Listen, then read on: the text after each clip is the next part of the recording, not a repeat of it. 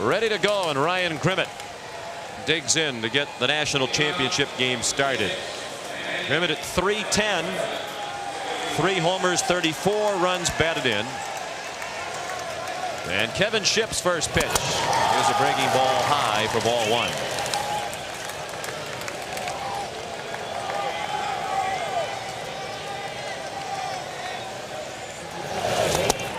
And a ball low. 2 balls and no strikes. Shipp's fastball 86 to 90 miles an hour, according to Kevin. He's a quick worker, as you can tell. That looked like a pretty good pitch. Fastball called ball 3. John, 2 things to note early in this game. Number 1, a lot of tension in this championship game. This game is going to be played on emotion. The first 3 innings will be like a prize fight, each team feeling each other out. The pitchers getting settled on the mound. And right off the bat, Kevin Shipp walks Grimmett, the first hitter for Miami.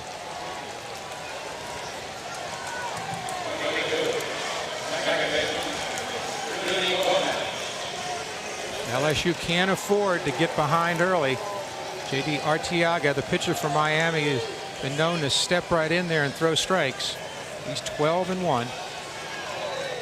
Grimmett at first base after the 4-pitch walk. I think Shipp is still wondering what was wrong with the last 2 pitches he threw to Grimmett. Breaking ball outside. That's 5 balls in a row as Rudy Gomez looked at ball 1. Usually the strike zone starts out small and will expand depending on how good the pitcher throws within the strike zone. Shipp, as you saw during the numbers that were posted on your screen, ordinarily around the strike zone, has good control. You mentioned he says his fastball 86 to 90 generally. He has an overhand curveball, which he says he'll throw at any time in the count for strikes. And he throws a circle change only about 15 times a game. The hit and run is on. It's chopped down to first. Curtis to Shipp for the out. And on the play, Grimmett moves to second base. And that's the Miami philosophy. Jim Morris likes to be aggressive, and why not? His team 3-0 in this College World Series. He's put the pressure on the opposition each game, and even when they don't hit for power, they get them going just like this. Grimmett's off, and Gomez tries to hit to the right side. A good play there, but they advance the runner.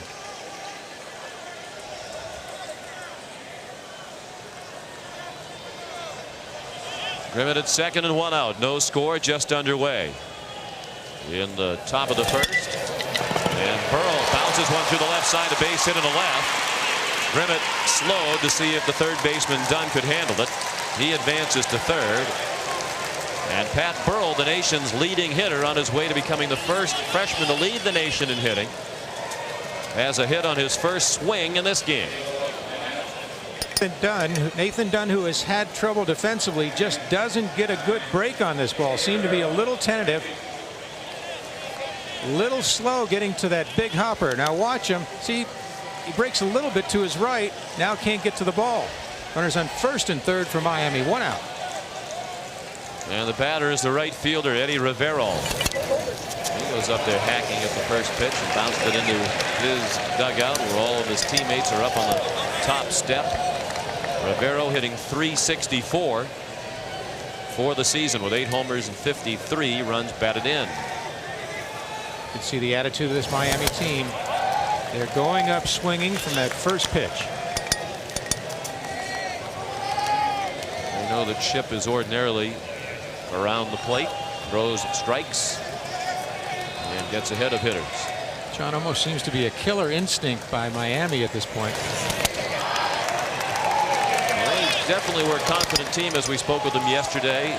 They have more or less breezed through the first 3 games of this College World Series. They've outscored their opponents by a combined 36 to 9. First classic confrontation in this game between pitcher and batter. Shipp falls behind 2-1. It's the wrong guy to get behind to. And he misses high. Now it's 3-1 on Rivero. With that base hit, by the way, Burrell is now hitting .492. Not only is he leading the nation in hitting, but He's pulling away from the rest of the pack. Ethan Barlow of Vermont is second. He's at 455. So Burrell is almost 40 points better now. 37 points ahead of any other hitter in the country this year as a freshman. The Ship came back with a good breaking ball down that time. He's had two problems so far this inning. A breaking ball that's up and not in there for a strike. Now at 3-2, he's got to come in. We'll see if Burrell with good speed runs from first. A step toward third and a look toward first. Burrell, as you saw, can steal the base, has 8, has been thrown out 3 times. Ship in a jam here in the first inning. First and third and 1 out, no score. 3-2 with the runner not going. Bounced down to first. And Johnny Rodriguez, first base coach.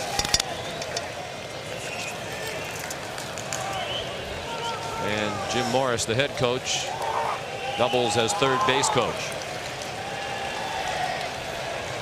Morris not having Burrell go that time. Nor is he going on this pitch, and it's ball 4 just inside. So 2 walks in the inning thrown by Kevin Ship. And that has to be cause for concern for Skip Bertman, the 13th year head coach at LSU, who watched Ship walk only 29 batters this year in 80 innings, but he's walked 2 here in the first and the bases are loaded. Skip Bertman, also the head coach for the Olympic team. This is exactly what he didn't want. A wild starting pitcher. Now with bases loaded, 1 out. Miami's the kind of team that can break it open with 1 swing. Michael DeSalle hoping to take that swing. Took strike 1.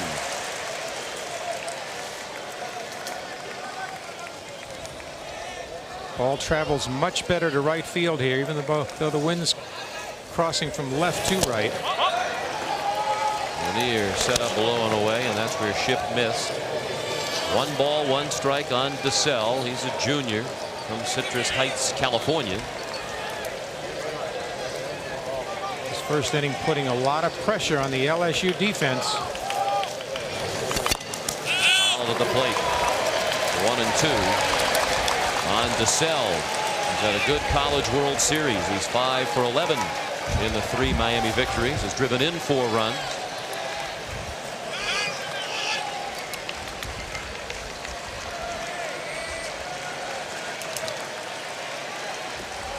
The 1-2 pitch. Bounced in the hole. Base hit right field. Grimmett has scored. Gomez is being waved around. The throw from Bowles. Misplay by Lanier. Clears second. Out at second.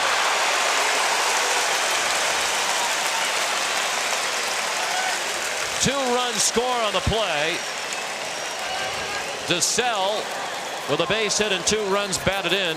Thrown out trying to make it to second base. Look at this curveball in a good location, but he just hits it through the right side.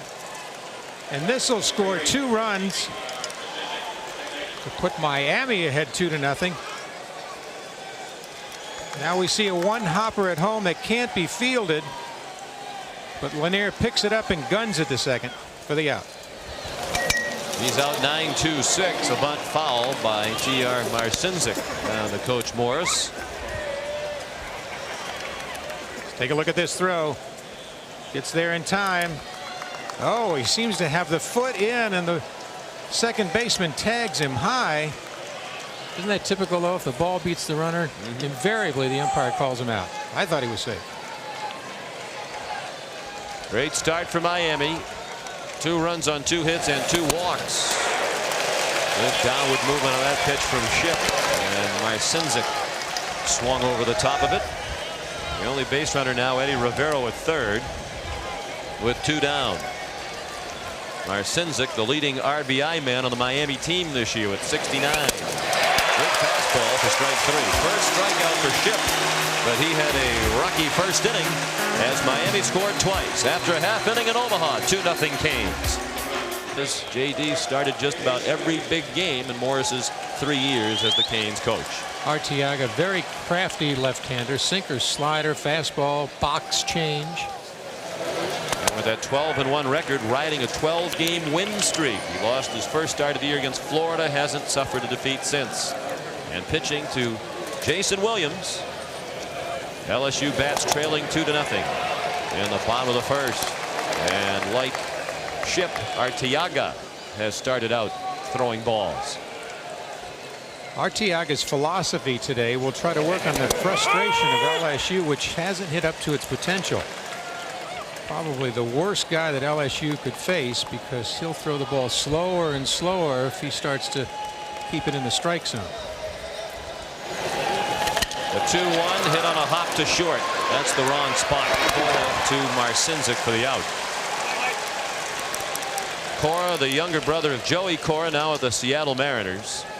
And Alex, as Jim Morris says, is a highlight film at shortstop. Cora takes a one hopper. Look at the footwork. Good balance. A little flip over to first. One away.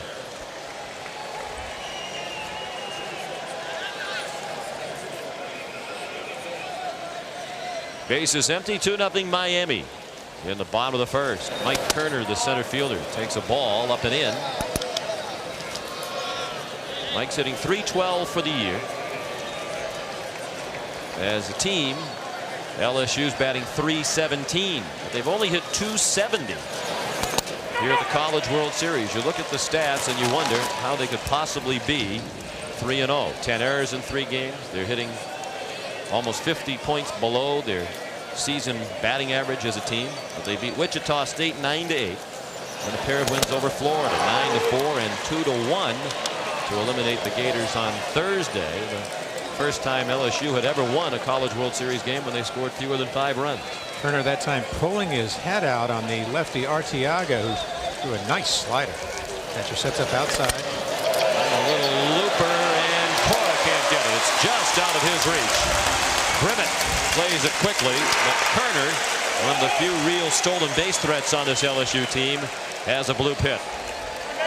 Kerner looks so bad on the pitch before. Now this time, see, he keeps his shoulder in, just flicks the bat, throws it into left center, and is on at first. And he's 23 of 25 in stolen bases. LSU doesn't run much because they have such a power hitting team. Skip Bertman doesn't want to take the bat out of his power hitter's hands. Nathan Dunn, the hitter, and one of those power hitters we were speaking of with 21 homers, 21 round trippers, good for 3rd in the SEC this year, and he has 2 teammates ahead of him. Eddie Furness with 26, Justin Bowles 22.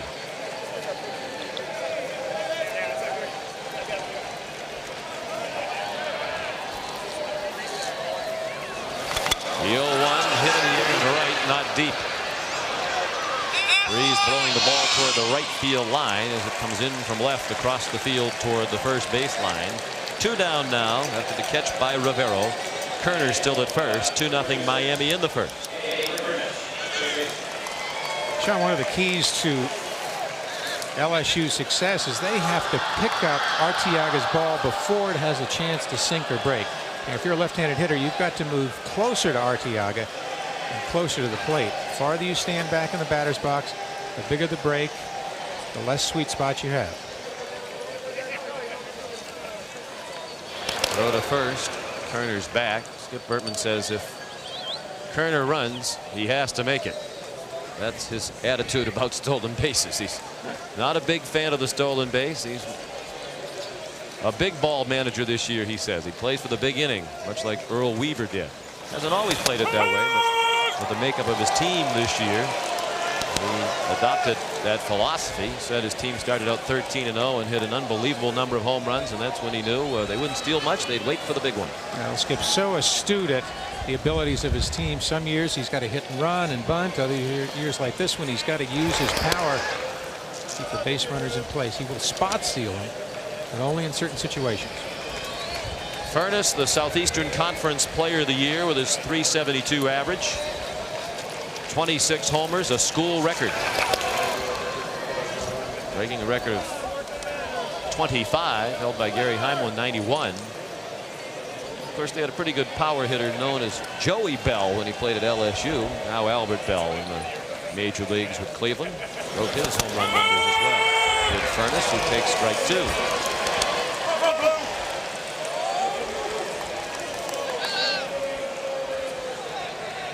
Furnace now has to cover the plate behind 0-2 with 2 outs in this inning. Gonna hit the ball where it's pitched. Arteaga missed outside with the breaking ball. Ooh, that looked tantalizing, didn't it? It did indeed. Biggest reason he was selected as the starter, in addition to his big game experience, is the fact that LSU has 5 left-handed hitters in the lineup. At 12-1 didn't have any influence either, did it? It's also comforting for the coach to look down at the statistics and see that record. Not only is he good, a little lucky too. You need a little bit of that more often than not if you're going to win the national championship. He couldn't lay off that same pitch that time. First strikeout for Arteaga ends the inning. After 1 in Omaha, Miami 2 and LSU nothing. Honor of the 50th anniversary of the College World Series. First pitch of the second, a strike thrown by Kevin Shipp to Alex Cora. At 297, he's the only Miami starter below 300. And he smashed down the first, caught by Furnace. Wow, what a bullet that time. He took a tight little slider and just hit a slap shot to Furnace. Alex has hit very well lately. You know you have a pretty good hitting team when you only have one guy under 300 and he's hitting 297. On the edge. Miami has shattered its school record for team batting average this year. They're hitting 342 as a team. First ball swinging Rick Sagisi with a pop-up and foul ground off third, out of play. Sagisi is the DH, a redshirt freshman, hitting 337 with excellent power, 14 homers and 51 runs batted in. 2 of those home runs here at the College World Series.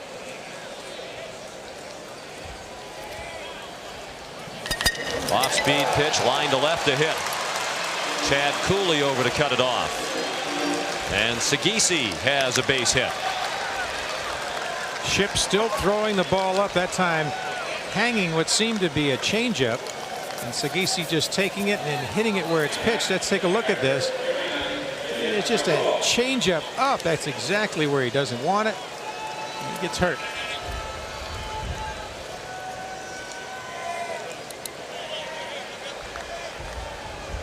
Three hits now for Miami, all of them singles. They scored 2 runs on 2 hits and 2 walks in the first, and now Sagisi's at first. With 1 out in the second for the number 9 hitter, the catcher, Jim Gargiulo, batting .330. Gargiulo with a little bit of pop, 8 home runs this year. Good RBI man in that 9th spot. And don't be surprised if Miami puts on a hit and run. Gargiulo turned a bunt and took a ball. I guess it also says a lot about your team when your number 9 hitter is hitting .330 with 57 runs batted in 62 games. Certain comfort the head coach had. Miami is at .342 as a team. They average 9 runs a game. They've had 91 homers in 63 games this year. And they've stolen 109 bases in 63 games. Other than that, they're not much of an offensive threat. What balance, though, between power and the ability to hit line drives and to move the runners. 2-0, a borderline strike. 2 balls, 1 strike.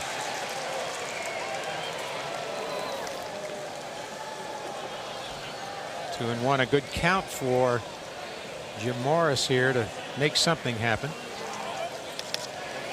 I think Jim Morris is happy to see that flag we just saw. Both coaches talked yesterday about the major difference in this park between when the wind is blowing in and when it's blowing out. Skip Bertman has a more powerful lineup in terms of home run power, and they've been frustrated this week about balls being knocked down at the wall by the wind blowing in. They had a first game that was just great. Lanier, a couple of home runs, and after that, the power shortage. Now Shipp behind 3-1. There's a foul ball off the end of the bat. 3-2 with 1 out. And we'll see if Sagisi is on the move. He does not have a stolen base this year. Not much of a base runner. Well, I guess he's due. Jim Morris played it conservatively last inning with first and third, 1 out and a 3-2 count. A better base runner at first. Burrell, he did not have him going. This time Segisi does run, and it's a pop-up, and Warren Morris has it. 2 down, the runner back to first. Segisi aboard in the second. Miami leads 2-0.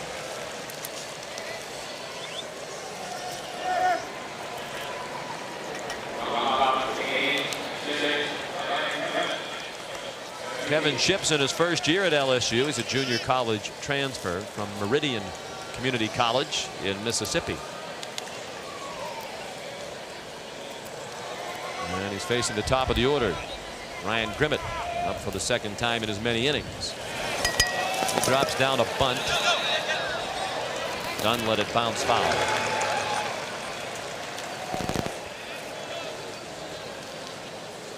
We mentioned a moment ago every hitter in the lineup over 300 except Alex Cora, and he's been creeping up toward 300 now at 297 with an offensive surge in the postseason. The team averaged 342, setting the mark of 311 set by the Miami team of 1969. Cora 297, but key hits throughout the first 3 games. Grimmett lines it to center. Mike Kerner had trouble judging that ball as it was knocked down by the wind, and his lunging catch ends the inning. After an inning and a half of the College World Series, Miami leads 2-0. But it was a great experience. I'll never forget, as a freshman baseball player, my first game, we played Eastern Michigan. The opposing pitcher walked the first 3 guys, and I stepped up, hit the first pitch, sliced it into the red cedar for a grand slam. And what do you do after that? It's downhill from that. Right? Just take a bow and hope for other good things to come. It was fun, though. Chad Cooley begins the second for LSU against JT Arteaga. LSU bats facing a 2-0 deficit. Arteaga surrendered 1 hit in the first. That's well hit to right center, but the center fielder Grimmett playing in that direction makes the running catch in the alley for the first out. Grimmett did a good job that time of playing the hitter where the pitcher was going to throw it. A lot of times you can see how a pitcher is going to throw just by how the outfield shifts one way or the other. Just take a look at the center fielder. If you're the hitter, he'll give you an indication of where they're going to throw you. Brad Wilson is the hitter. Here's the DH. He takes a ball low. Here's a man who needs to hit for the Tigers, batting .083 in this World Series. One of 4 regulars really struggling with the bat in this LSU lineup at the College World Series. Wilson's 1 for 12. Jason Williams also 1 for 12 with his 0 for 1 today. Eddie Furness is 2 for 12. Nathan Dunn is 3 for 15. Combined 5 for 27, no extra base hits. And they're still 3-0, which means they know how to win even if they don't have a good offense. Those combined stats for Dunn and Furness, the 3 and 4 hitters. 5 for 27 without an extra base hit. Arteaga now at 2-2 with Brad Wilson, and Justin Bowles is on deck. He'll throw that slider again outside. And Wilson went with it, lined it into the stands and left. They expect about 22,000 today here at Rosenblatt Stadium. And if that's what they were expecting a full house, because if you can find an empty seat, give us a call and tell us where you saw it. We can't find one from here. That was a setup pitch by Arteaga. Fastball away, usually comes back with a slider. Now at 3-2, he tried a sinker that time, but he's not afraid to throw that slider behind in the count or 3-2, especially to a left-handed hitter. Arteaga, 21-year-old junior, right down the middle. Wilson frozen by the off-speed pitch for strike 3. Second strikeout for J.D. Arteaga. That's what we just talked about. He'll throw that slider at 3-2, and it just freezes him. Why he didn't swing at that pitch that was very good to hit, we don't know. Let's take a look now. Watch this slider come up and break right over the heart of the plate, thigh high. Frozen. As you said, tough pitch to take, especially 3-2. Ball one high to Justin Bowles, up with 2 outs and the base is empty. Bowles batting .304. He was second behind his teammate Furness in homers in the SEC this year with 22. LSU very tentative at the plate. You can see that by some of the swings of the left-handers. And that time with Wilson just taking a pitch at 3-2, not being aggressive. Bowles, the leading hitter for Skip Bertman at the College World Series, batting .444. Justin's 4 for 9 here. He has scored 5 runs, far and away the team high. He's hit a home run. Justin's a senior from Lake Jackson, Texas. This is a veteran LSU team. We have 8 seniors and 10 juniors among the 25 players dressed here in Omaha. A ball high, 3-1. Arteaga impresses me with how smooth he delivers the ball to home plate. He's got nice rhythm, nice pace to him.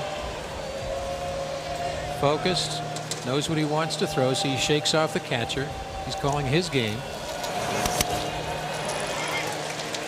Foul ball into the LSU dugout. On both sides, the pitches called from the dugout, but both pitchers have the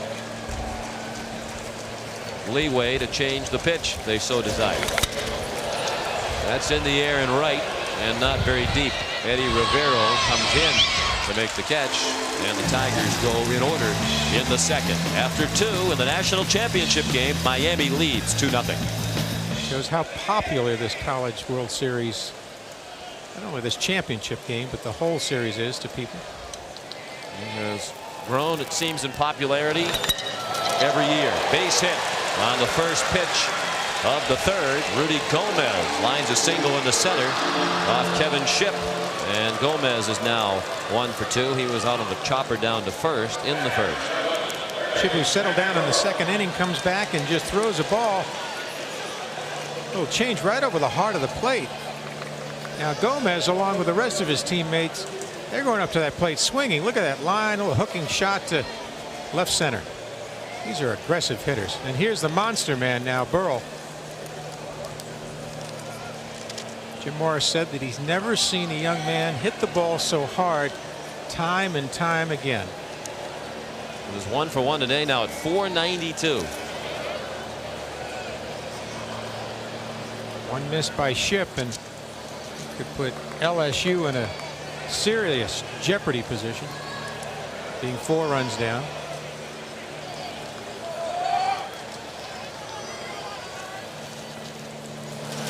Burrell, first ball swinging, as he did in the first when he singled to left, wound up scoring one of the 2 Miami runs. 1 strike on Pat. He's from Boulder Creek, California. Miami won a recruiting battle with Cal State Fullerton, the defending national champions, for Burrell. Jim Morris was very honest yesterday. He said, I never even saw him play. Turtle Thomas recruited him out an all-star game. And he's been much, much better than anyone could have expected, obviously, when you're a freshman leading the nation in hitting, the first freshman in the history of college baseball to do that. You're doing it by almost 40 points. No one could have expected that. Sean, I've watched Burrell. When he makes a mistake, he tries to pull out too much. That front shoulder opens up, the foot opens up. But you know what? He makes the adjustment. He doesn't make the same mistake twice.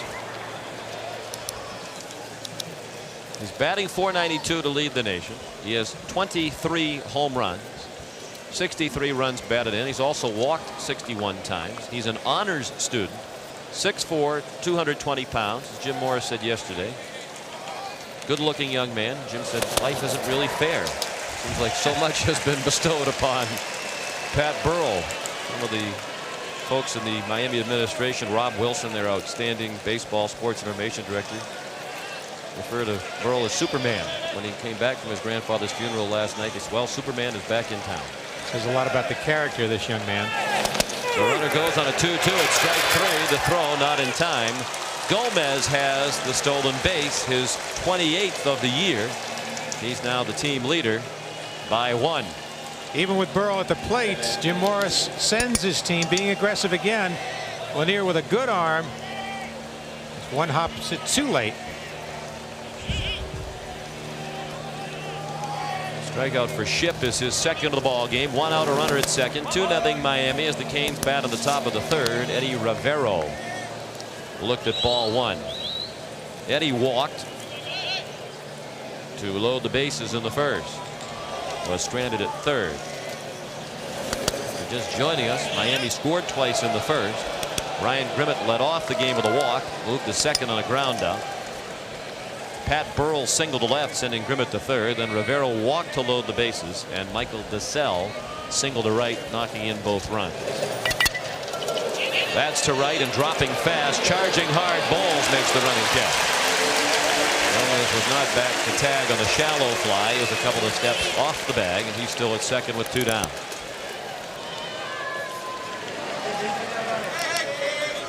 Miami, with this appearance in the College World Series, has been here 15 times. Only Texas, Oklahoma State, Southern Cal, and Arizona State have been to the College World Series more often.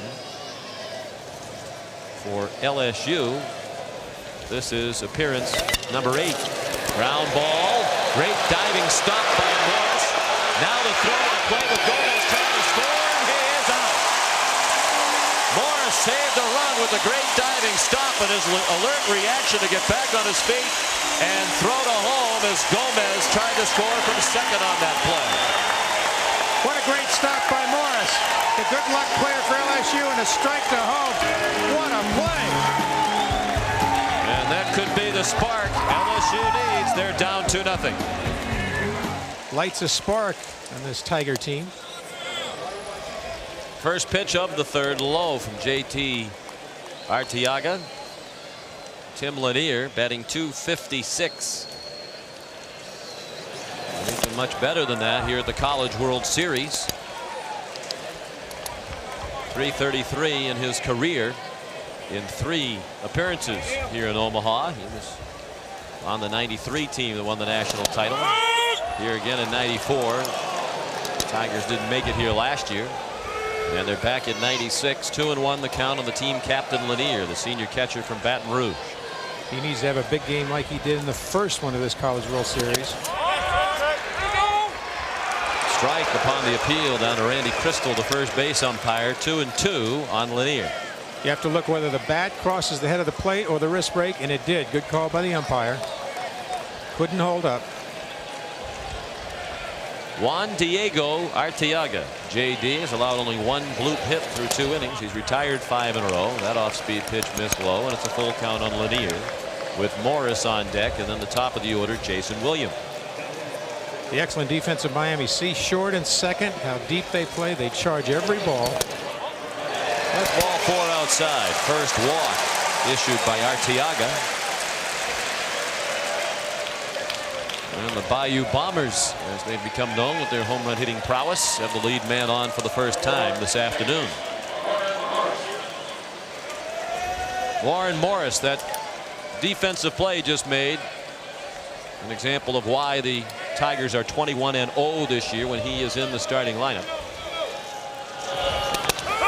He takes a strike. The reason he hasn't been in for every game, a fractured hamate bone on his right hand that required surgery on April 24th. And he was out for a month. A little lob and shallow left over the head of Toro. And because of the hand injury, that has more or less been Warren Morris's approach at the plate since returning from the hand surgery, just trying to guide the ball into left field. Very difficult for him to turn it over and pull it into right. Sean, I had a hamate injury in '71, and the hand was weak for about 8 months. Now what he does is he just tries to make contact and hit the ball where it's pitched, and does a very good job at it. Runners on first and second, and nobody out for the Tigers of LSU. We trail 2-0. Now the top of the order, and Jason Williams. He bounced to short, leading off the LSU first. Now 1 for 12 in this College World Series. He turns the bunt and pushed it foul. Even though Williams has struggled, Skip Bertman said yesterday, I need a hit in the 9th. Jason Williams is the man I'd want up there. He's the all-time leader in hits at LSU with 326. Now Williams tried to bunt to first base that time because Arteaga's a left-hander, falls off towards third. Good location to bunt. We'll see if Skip Bertman has him bunting again. He does not, and it's chopped foul, and now Williams is in the hole. 0-2. And you wonder why he had him swinging that time on the second pitch. Sometimes they give him one chance to bunt, which naturally draws the infield in more and gives him a good chance, if he does hit the ball hard, to get it by the corners. And as you might expect with Bertman's big ball philosophy this year, playing for the big inning, looking for the long ball, they don't bunt very much. Only 19 sacrifices as a team the whole year. The 0-2. Chopped foul. 2-0 Miami, but the Tigers are threatening. First and second and nobody out. Tim Lanier started the inning with a walk. He's at second after the looping single left by Warren Morris, who stands at first.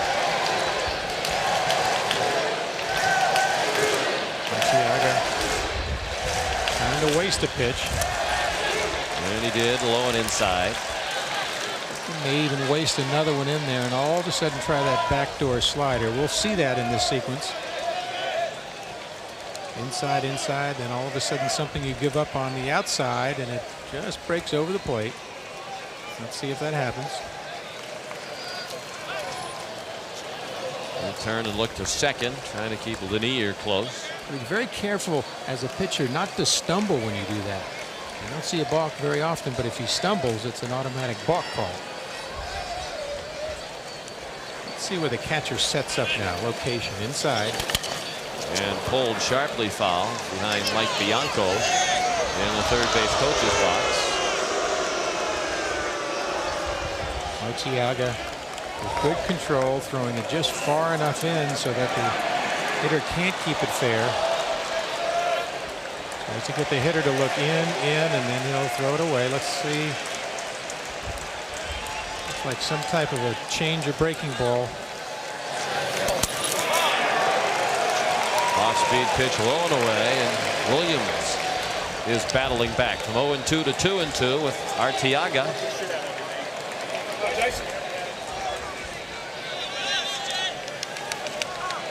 Fastball, fastball change. Now look for some type of slider or curve.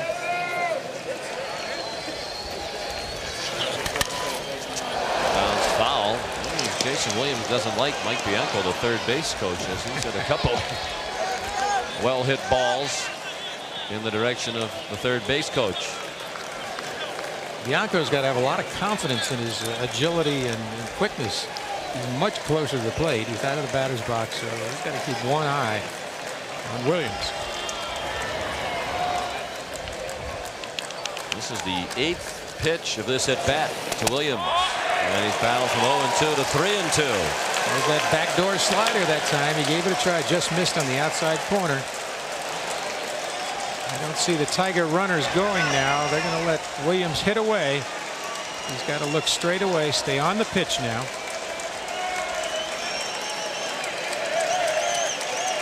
Big opportunity for LSU. They trail 2-0 in the third, and again the step off by Arteaga.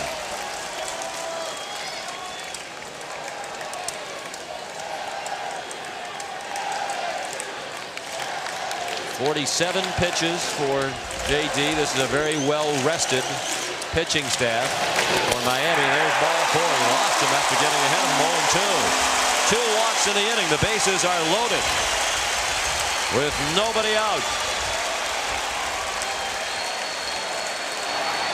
Skip Bertman plays for the big inning. This could be it, as his big bats are coming up now. The number 2 hitter Mike Curter to hit next, and then Nathan Dunn. You can see the anxiety on both of these head coaches. Arteaga, a little bit of a control problem now. Now the pressure goes on him to get the ball over the plate. To Mike Curter, who lobbed a single into center in the first. The only hit LSU had prior to this inning. And Arteaga started in with strike 1. Second and short in a good double play combination position. Arteaga's been much more effective against the Tiger left-handers than the right-handers. Strike 2, 0-2.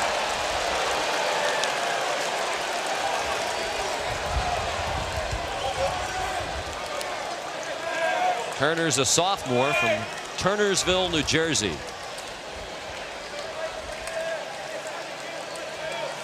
See, with an open stance, much tougher to hit that outside pitch. That's a hanger ripped to the right, a base hit. Lanier has scored, and they hold Morris at third. And now they have 2 men standing on third base. Gargiulo, the catcher. And they apply the tag. Now a throw to second, and just safe at second is Kerner, who hit the ball in the right field. Mike Bianco threw up a late stop sign, but with nobody out, he didn't want to take a chance making an out at the plate. He made the right play. But Williams ran up the back of Warren Morris, and they both wound up at third base. Kerner hits a tight slider over the plate. Now, I thought this was a good chance for 2 runs to score. Rivera with a good arm, but not a great arm. Held at third. Now LSU makes a base running mistake they can't afford to make. Gargiulo, good job. Nice accurate throw, forcing the runner to stop. He runs out of the baseline. That's why he's out. Cora with the presence to throw to second, too late. Shaking his head, saying we can't afford to make this kind of mistake. Well, you can understand Mike Bianco's philosophy in the third base coach's box, even though, as you say, probably had a good chance to score that second run running on Rivero with nobody out.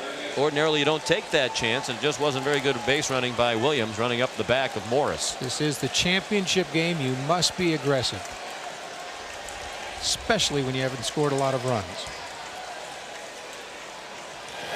Ball went outside, so you say send them in. Send them in. Clearly, Miami has been aggressive at the plate. That's why they're leading 2-1. LSU can't continue to expect Arteaga to have control problems. Nathan Dunn, the batter. Go-ahead run still in scoring position as Turner alertly moved to second. There's a long drive to center. Grimmett on the run, just in front of the warning track to make the catch. Both runners tag. Morris on to score the tying run. 2-2 the score on a sacrifice fly by Nathan Dunn. Kerner to third on the play.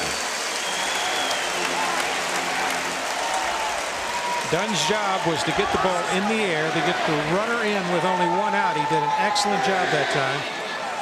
Got it all. The wind knocked it down. The wind blowing in from center now. Game tied, 2-2. And the go-ahead run at third. Kerner at third with 2 down for Eddie Furness. Prolific RBI man who has not had one here at the College World Series.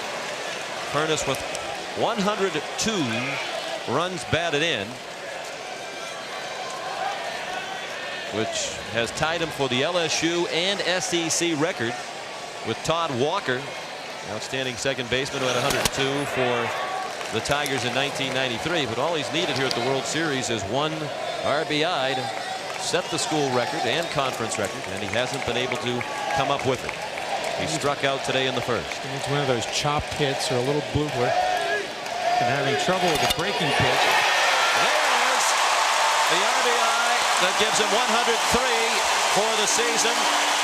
The school and conference record, and more importantly to Eddie and the Tigers, the lead here in the national championship game as Kerner scored from third.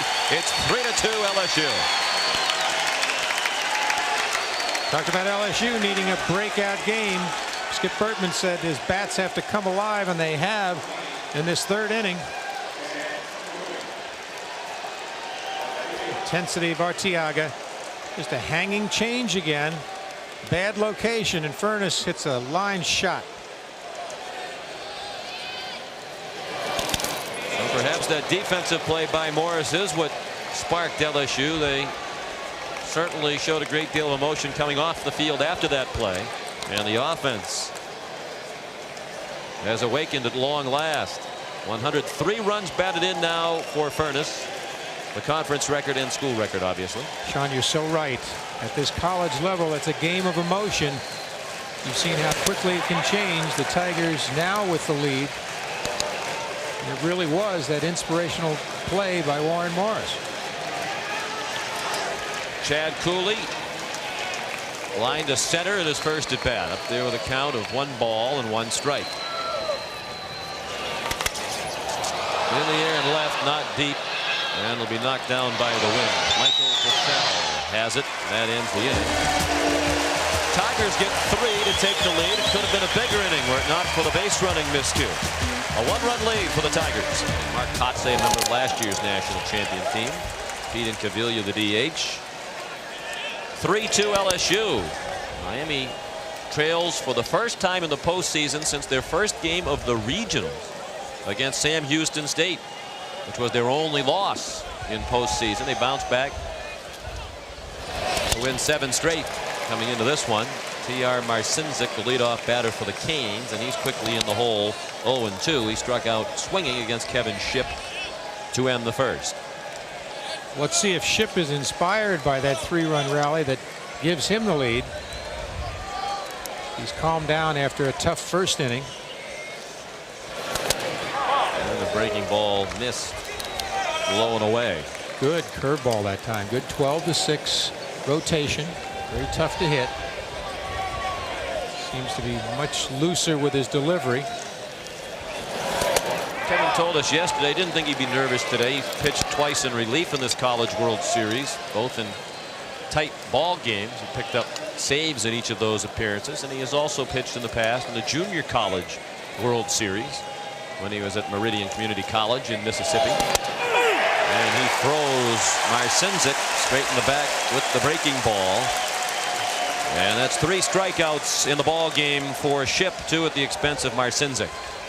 Part of the pitching plan by Shipp is to get the curveball over, and this is a great one.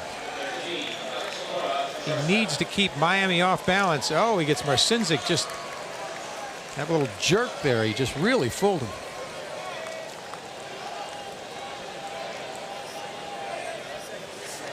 So important as a pitcher to hold off the opponents after your team has posted a big inning, as the Tigers just did, to support Shipp. Alex Cora hit a wicked line drive that was caught by the first baseman Furness. Now he chops one in that direction. And Johnny Rodriguez. This game will be a game of emotion and a game of momentum shifts, and we've seen that already in the first 3 innings.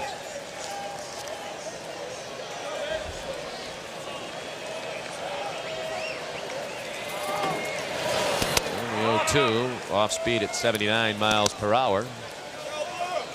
1-2 on Cora. Mentioned earlier, the younger brother of Joey. Says Joey wasn't that much of an influence as a youngster. He was always away playing baseball. There's a fair ball down the right field line. Cora on his way for at least 2 as the ball's retrieved by Bowles. It's a double, and the Canes have the tying run at second with 1 out. Alex Cora continues red hot now, 6 for 14 here at the College World Series. Cora takes this curveball slider inside, and he's been nice and smooth. See how he gets the hands out and the head of the bat, just hooks it down the line. I thought he possibly could have gone for 3, but he really started to cruise in the second about halfway down there. Just assumed that he had a double. He's at second with 1 out for Rick Sagisi, the DH. And freshman takes a strike. Now Shipp's pattern has been to start off the left-handers with breaking balls. If you're watching this game as a hitter, you've got to wisen up to that. Little foul ball back to the screen. 0-2 on Sagisi. Alex Cora at second after the double, the 6th Miami hit. Mentioned that Joey was off and off playing baseball while Alex was a youngster. Alex says back in Puerto Rico, Louis Aparicio, one of the all-time great shortstops, was a tremendous influence in Alex's development as a player. Chopped down to first. Easy play for Furness. To third on the play. Cora 2 down. Sagisi now 1 for 2.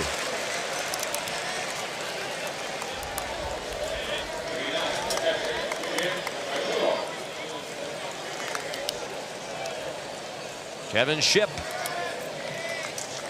the junior, missed about a month this season with tendonitis in his right shoulder, problem that plagued him during his 2 seasons in junior college as well.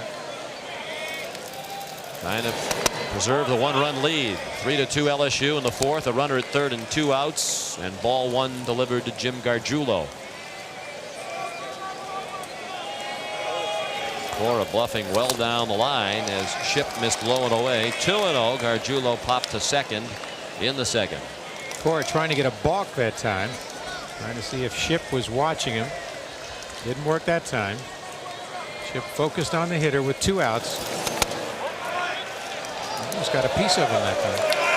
Now it's 3-0. And the leadoff hitter Ryan Grimmett is on deck. That's a worn shoe right there. A Shipp that is springing a leak. Ball 4. 4-pitch walk to Gargiulo. And that is the 3rd thrown by Shipp, the 1st since the 1st inning. Well, that's a piece of leather that you keep putting over a shoe, and that's probably the 3rd or 4th time this year that they've put a piece of leather flapping over it. Obviously, he loves those shoes. They're broken in, and they've pretty good luck for him. Tying run at 3rd. Go ahead run at 1st for Miami. 2 outs in the 4th. Ryan Grimmett takes a strike. Ryan led off the ball game with a 4-pitch walk and scored the 1st run of the game. He lined to center in the 2nd.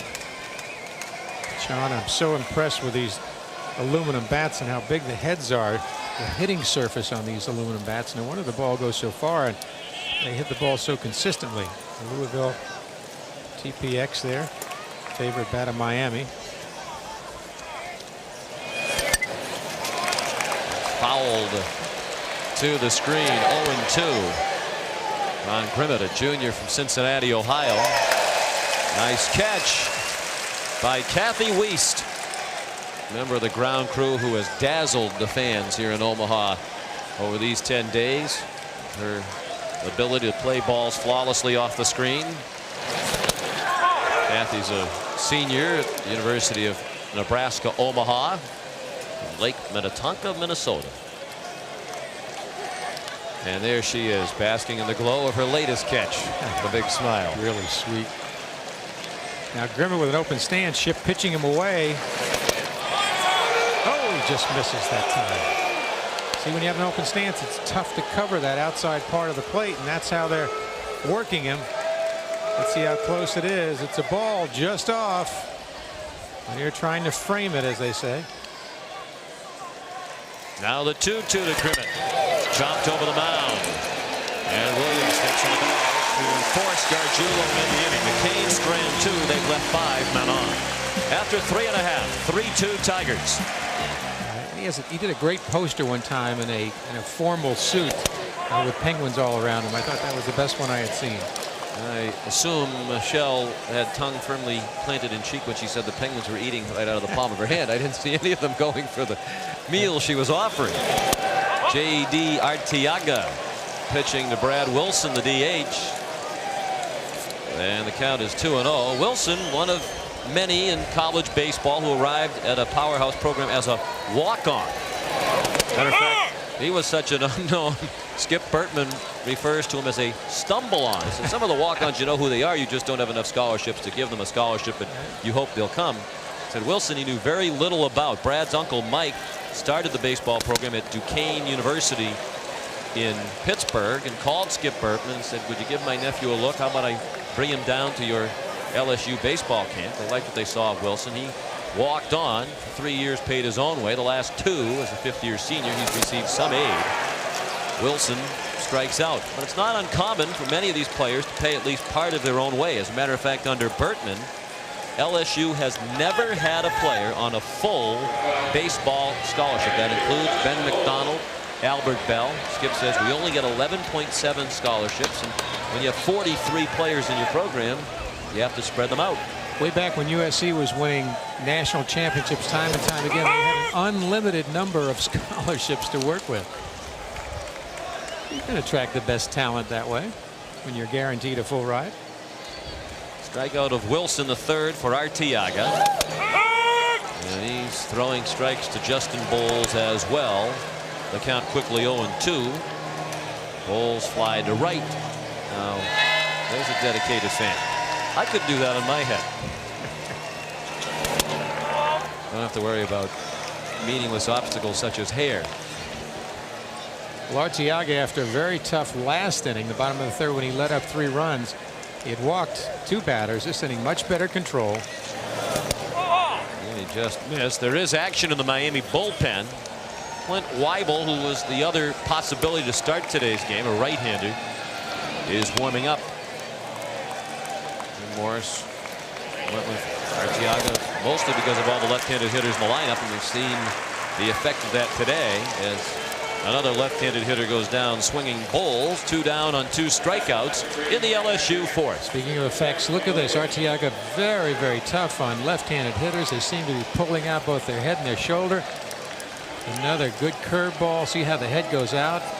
Can't hit the ball unless you watch it and track it all the way. 3-2 LSU. Miami scored twice in the first. LSU got 3 in the third. Tim Lanier started that 3-run rally with a leadoff walk in the third. He scored the first of the 3-run. Tim's a senior, playing in his 3rd College World Series and in his final game at LSU. He was drafted earlier this week in the 10th round by the San Diego Padres. LSU had 8 players drafted earlier this week, and Miami had 13. And amazing the quality of these 2 programs, how they develop them for the professional ranks. You know, Sean, we have the chance to see them at a period of innocence in their life. Once they sign, their world changes. Now they're paid to play. They're professionals. The attitude changes. Lanier lines one on the left. Well, Lanier is one of those young men you wouldn't expect to change much. As Skip Bertman says, he's the heart of the team, a 2-year captain. As Michelle reported earlier, he gave the speech to the team before the game today. He's the leader. He's a gamer. Just like that situation with 2 out, he keeps battling and gets the hit, gets on base, starts a little bit of a rally. As Tim Lanier said yesterday, talking about his Tigers, he said, we haven't played a total package baseball game yet here in Omaha this year. They might be working on that today. Had some timely hitting, some good defense. Lanier runs on the first pitch. That's a strike, and Tim is safe. Very close play. Looked like the ball was there in time. Perhaps Cora didn't get the tag on him, and that's a surprise. Lanier, the catcher, taking off and running for a coach who doesn't send the runners very often. Gargiulo, with as good an arm in college baseball, guns it down there, and the runner just seems to beat it. The velocity on this throw, a little tailing right there. The knees in before the tag. Just the 2nd stolen base of the year for Lanier, so he's in scoring position for Warren Morris, who took strike 1. Morris blooped a single to left and scored the 2nd run in the 3-run third. He's in the hole now, 0-2. LSU with a history of winning the big games, even if they haven't played well going into this game. They have history on their side, and so far have battled back into the lead.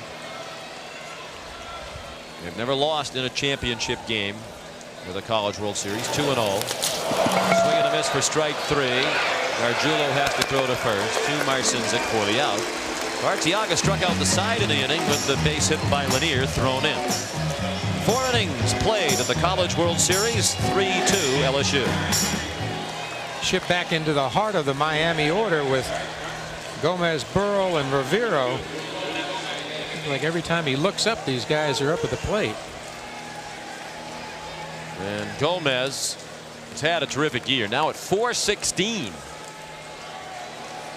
But there's 1 for 2 today, a single and a stolen base in the third. But as Jim Morris said yesterday, Rudy's performance this season has been overshadowed by all the attention given to Burrell. You can understand that attention with what Pat has done as a freshman. Morris said yesterday there isn't another second baseman in the country he'd rather have than Rudy Gomez.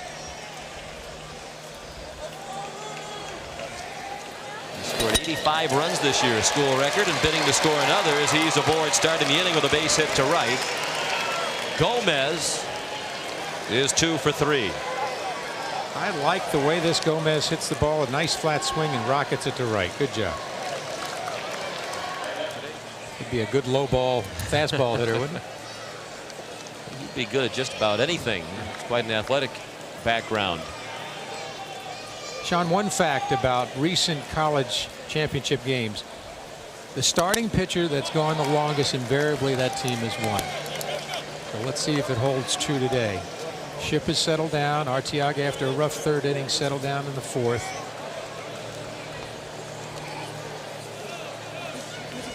The 1-0 to Burrell, a borderline strike. Pat singled to left in the first inning and scored. Was called out on strikes in the third. And Gomez, who stole his 28th base of the year in the third, is at first. Well, you mentioned that about starting pitching, and ordinarily over the years that has held true, but both managers said yesterday, in this situation, one game to win it all, rested bullpen on each side, they might have a quicker hook for the starting pitcher just because they do have other rested arms ready to go, and you use everybody when you're trying to win a national championship in one game. Usually the Pens are very tired, having to battle their way here, but you're right, lots of rest by both the Tiger and the Hurricane bullpens. And if it gets into a bullpen battle, Miami has the deeper and it appears better bullpen. In all likelihood, Bertman would push Ship deeper into the ball game in a borderline situation than would Morris with Arteaga. Ship can't throw him a fastball now. Got to try to get Burrell out with the big breaking ball. That good overhand curve's been very effective. Burrell really focuses, really locks in on the pitcher on the release point. Look at that. All great hitters have that same thing in common. Their ability to pick the ball up from the release point quicker gives them more time to determine speed, angle, and location. And they cover the plate well. Good hitting position, hands up. Catcher sets up outside, probably for the curveball or tailing fastball.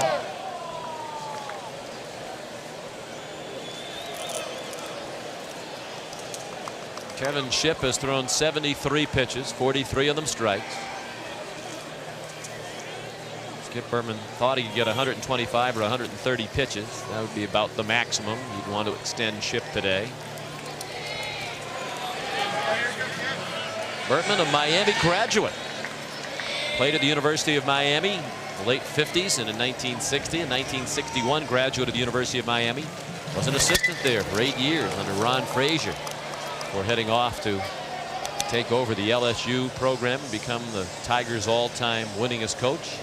Because whenever he's not cheering for an LSU team in football or baseball or the other sports, he cheers for the Hurricanes. But not today. He is a Hall of Famer at the University of Miami, inducted 2 years ago.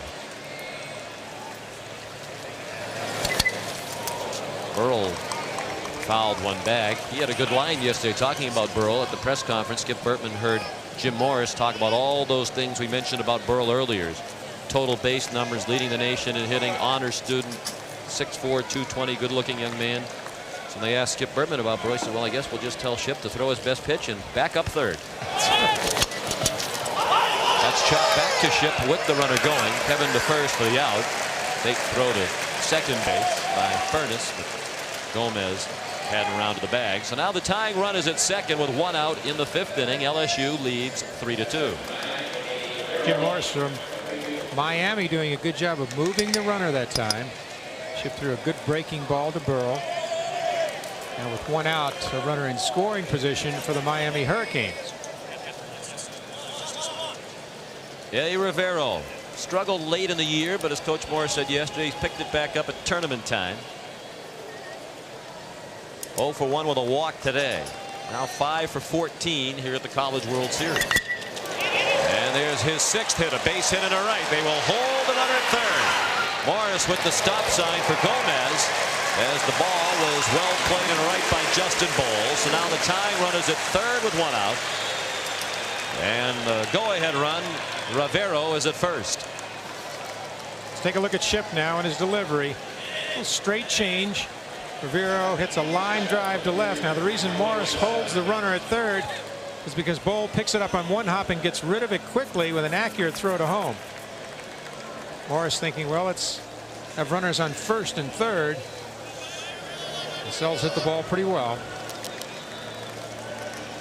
8 hits now for Miami. They've had at least 1 hit in every inning. They have 2 hits in this inning.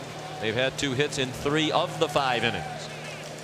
And the man who drove in both Miami runs in the first is at the plate. Michael DeSalle, who bounced a single into right to score 2.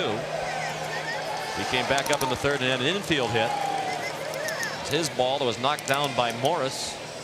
Morris got up and threw Gomez out at the plate, trying to score from second on what might be the biggest play of the ball game. DeSalle nice and quiet at the plate. I like to see this in a hitter. Slow feet, quick hands, they say, meaning a nice slow stride, good balance, and let those hands throw the head of the bat at the ball. Michael's a candidate for most outstanding player honors here at the College World Series with his 2 for 2 today, 7 for 13 with 6 runs batted in. Gonna pitch him away this time. And the pitch stayed out toward the middle of the plate. DeSalle chopped it foul. 1-2 on Michael. A transfer from Sacramento City College, a school that has sent many players to Miami over the years. Michael's in his first year at Miami. Important matchup now for Ship. The left-handed DeSalle is hitting the ball well. And the 1-2 is lifted to left center, and a long run for Mike Kerner. He is there to make the catch. Coming on to score the tying run, Gomez from third. It's 3-3. So DeSalle has driven in all 3 runs today for Miami. And we begin again in a tie ball game. DeSalle getting the ball out over the plate that he wanted, hitting it to left center. Wynn knocks it down. Does a good job of executing, getting the ball for a sacrifice fly. He's in his zone today. He's been the key player for Miami so far. Rivero still at first, now with 2 down. And the batter is T.R. Marcinzik. He waits as Rivero drew a throw. He's stolen 7 bases this year. Marcinzik has struck out twice. Went down swinging in the first. And looking in the fourth. T.R. looking very uncomfortable at the plate today. Very close play that time on a quick move by Ship. Let's take a look. He will stagger step, throws over. He's back in there. The one hopper slowed the throw. He almost got him. See, one hopper does a good job of scooping it. Looked pretty close right there. Indeed it did.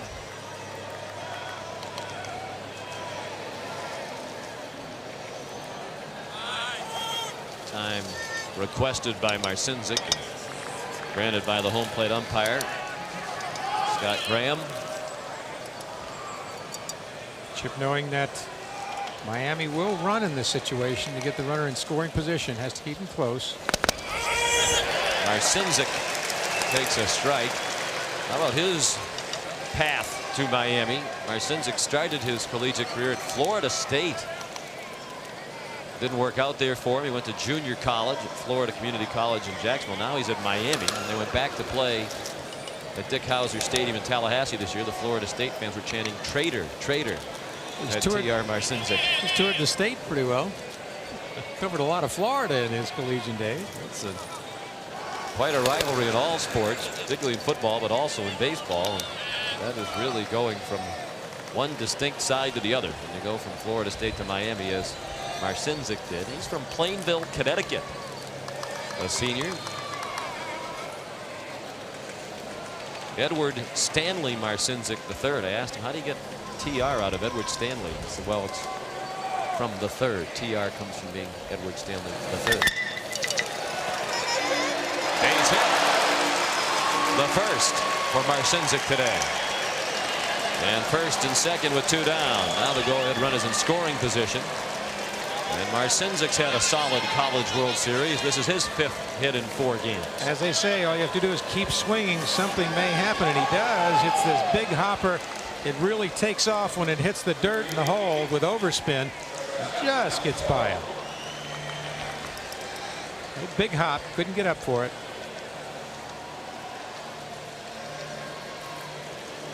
And we'll have bullpen action in a moment for LSU, as Shipp has now given up 9 hits over 4 2/3 innings.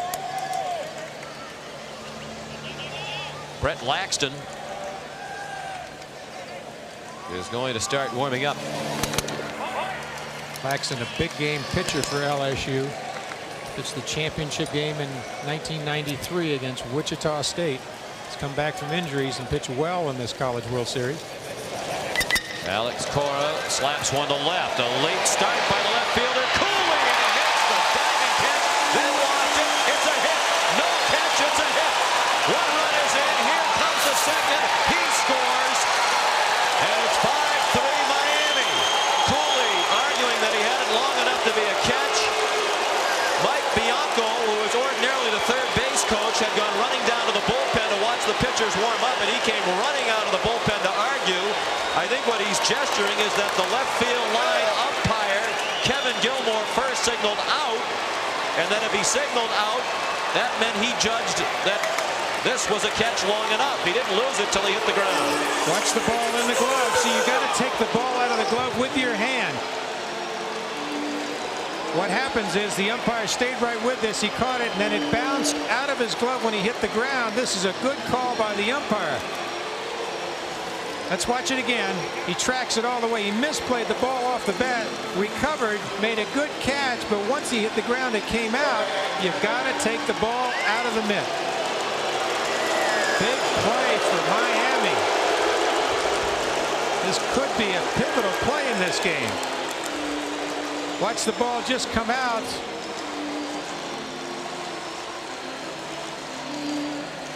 He's frustrated. He got a late jump on it, and that's what made it such a tough play. With Cora slap hitter up there, he's never hit a home run with the wind blowing in from left.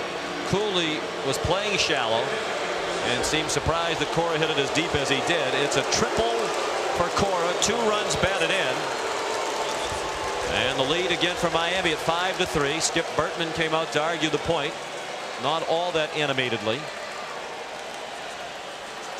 Well, he went out there more for his team than he did for the play itself. He knows that you have to take the ball out of your mitt in a play like that when you dive for a ball. And it's the battle for his team. Show his team that he's out there for them. With Cora's 2 for 3 now, that means all 9 starters for Miami have a season average of better than 300. Rick Sagisi, the batter.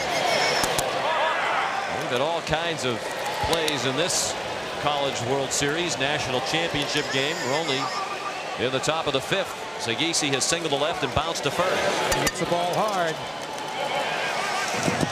That's out of play to the left. Shipp can't afford to make a mistake now with LSU only 2 down. A mistake now to Sagisi, who's got power, would open up the game. Shipp starting to throw a lot of pitches. You wonder whether the pressure and the pitches are catching up with him. Sagisi sends it out of play to the left. He's a young man who's endured terrible tragedy in his life. His father helped coach his high school team in Naples, Florida, and one day was pitching batting practice to one of Rick's teammates when Mr. Sagisi was hit in the head by a line drive, never regained consciousness, died from an aneurysm the next day. Bounced down to first, tough play. And Sagisi's out at first. Well done, Furness to Shipp to end the inning. And pointed inning it was. Cooley almost made the great catch. Instead, it's a triple, and the LSU fans boo. 5-3 Miami.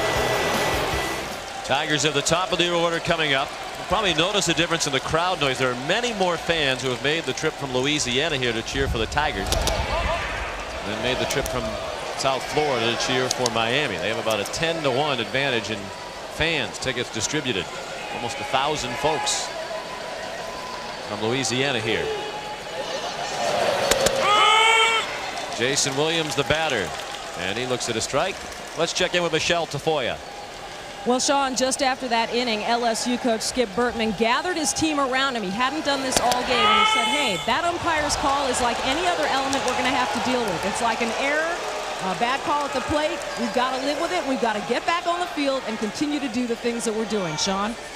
How often does the left field line umpire become involved in the action as Kevin Gilmore has? That's down the right field line, and that is a foul ball. So they're not getting calls on either line. That one was very close. And Bob Jones is the right field line umpire. These two guys probably went out there today thinking, oh, we got the line. That's usually not very tough. We'll work on our tan. We'll wave at the fans, enjoy the excitement of a College World Series game. Not so. They've had the toughest calls of any of these umpires. Watch the ball now. Does it hit the grass? Looks foul to me. Yep. And not by much. Just barely. He's right there. Look at him in a good position. That's why they have 6 umpires for these championship games. That's the man. No controversy there. Base hit. Jason Williams, just his second of this College World Series. You know what can happen? You can start to say, hey, we're not getting the breaks. We're not going to win this game. Everything's against us. But Williams comes back and rifles it through the middle. Does a good job. Really aggressive at the plate. He starts it off for the Tigers of LSU. He's 1 for 2, a single and a walk. Here's Mike Kerner, 2 for 2, 2 singles, 1 to center, 1 to right. He knocked in a run with his single to right in the third. We talked about the emotion of this game. It's going to be a roller coaster, the proverbial roller coaster for both teams. Both of them battling back and forth. Action in the bullpen behind Arteaga. Saw Lázaro Gutierrez, the left-hander who helped the right field line umpire Bob Jones with that foul ball call. Clint Weibel still throwing down. Those two pitchers are throwing to each other. Gargiulo threw down to first. Williams back safely. 5-3 Miami. They just scored 3 times in the top of this inning, the 5th, to give Arteaga the lead again. Take a look at that center fielder playing towards left center. That's where they're going to try to get him out. On the outside part of the plate. Big hole on the right side, though.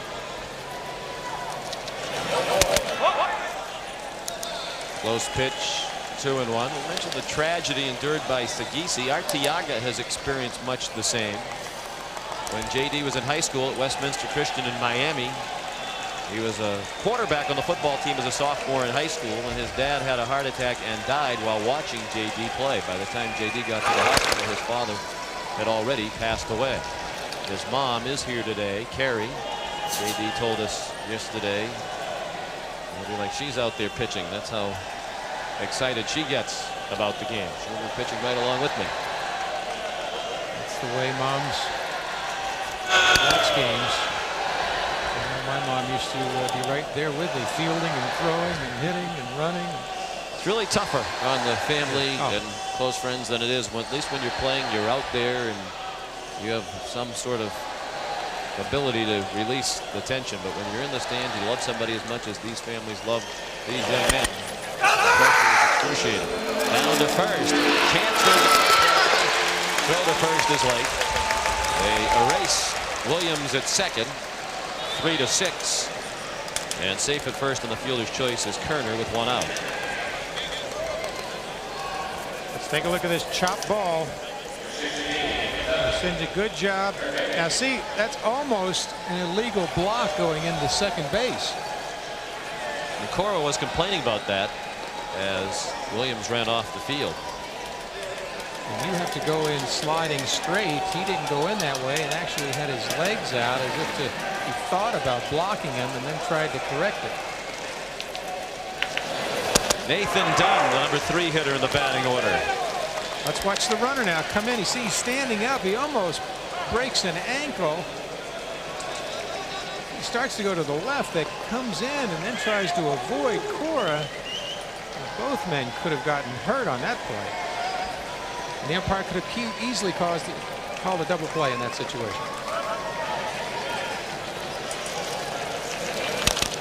Dunn chops 1 foul. One of the rules we showed at the top of the telecast, no roll blocks. And that very closely resembled a roll block. It was a semi-roll block at a screen. You see how high Cora got that time. What an athlete that young man is. The guy was literally just punched over a little bit and he still jumped over. We just talked about the roadblock. We want to go back to the catch because right now that looms as the biggest play of the ball game. Cooley's attempted catch, the ball hit by Cora. It was ruled no catch. 2 runs score the play. The runs the difference in the ball game. The 0-2 to Dunn. Outside, corner first, not in time. I'm going to read to you the definition of a catch right out of the college baseball rule book. Catch, the act of a fielder in getting secure possession in his hand or glove of a ball in flight and firmly holding it. In establishing the validity of the catch, the fielder shall hold the ball long enough to prove that he has complete control of the ball and that his release of the ball is voluntary and intentional. Now, obviously, Cooley did not intend to lose the ball there, so it was unintentional release. That alone verifies, Steve, what you were saying. The runner goes, the pitcher ball is the stolen base. Kerner with the steal. His first of the ball game and his 24th to lead the team this season. He's 24 of 26. LSU stealing off of Arteaga. That's the one problem he has because of his delivery to home. Another good play, good throw by Gargiulo, but just too late. LSU, as we mentioned, not a big stealing team, but they will be opportunistic.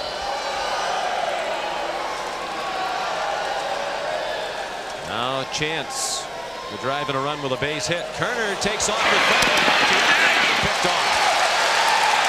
Kerner too early in leaving, and Arteaga did not panic. Had time to make the play, and Skip Bertman has watched a couple of bad base running plays by his team today that have really hurt. I mentioned Arteaga, pretty easy to steal off of, but he went too soon that time. He thought he was going to fool him, but Arteaga always under control on the mound. Turns around to check him, now finds he's gone and throws a strike. An easy out. And Dunn chops one foul. And if you're Skip Bertman, and your philosophy is you don't run unless you know you're going to make it. And that's because you don't want to take the bat out of the hands of one of your big hitters. He has one of his best hitters at the plate with a chance to tie it with one swing. Now Dunn can't do it. Skip has to think that was just really a dreadful base running play. Well, that's what happens in championship games. The tension and the stress cause players sometimes to do things they wouldn't normally do. You have to stay within yourself, stay focused. And now a base hit for Dunn. No way of knowing whether that would have been the same situation had Kerner not been picked off. The pitch selection could have been different, etc. But the LSU fans undoubtedly are thinking the base running play cost him at least 1 run now. There's that box change that he hits through the middle. Good job of hitting the ball where it's pitched. You're right, Sean. The runner on second, that could have been a run in for LSU. Literally ran themselves out of that run. Eddie Furness, a swing and a miss. He struck out in the first, single to center to drive in his 103rd run of the year and set the SEC and school record in the process. Just to finish about Cooley's catch and non-catch. The rule book continues. It is not a catch to the ball. The fielder collides with a player or fence or falls down, and as a result, drops the ball. And clearly that's what happened. Cooley dropped the ball as a result of hitting the ground. So it was the right call by the left field line umpire, Kevin Gilmore.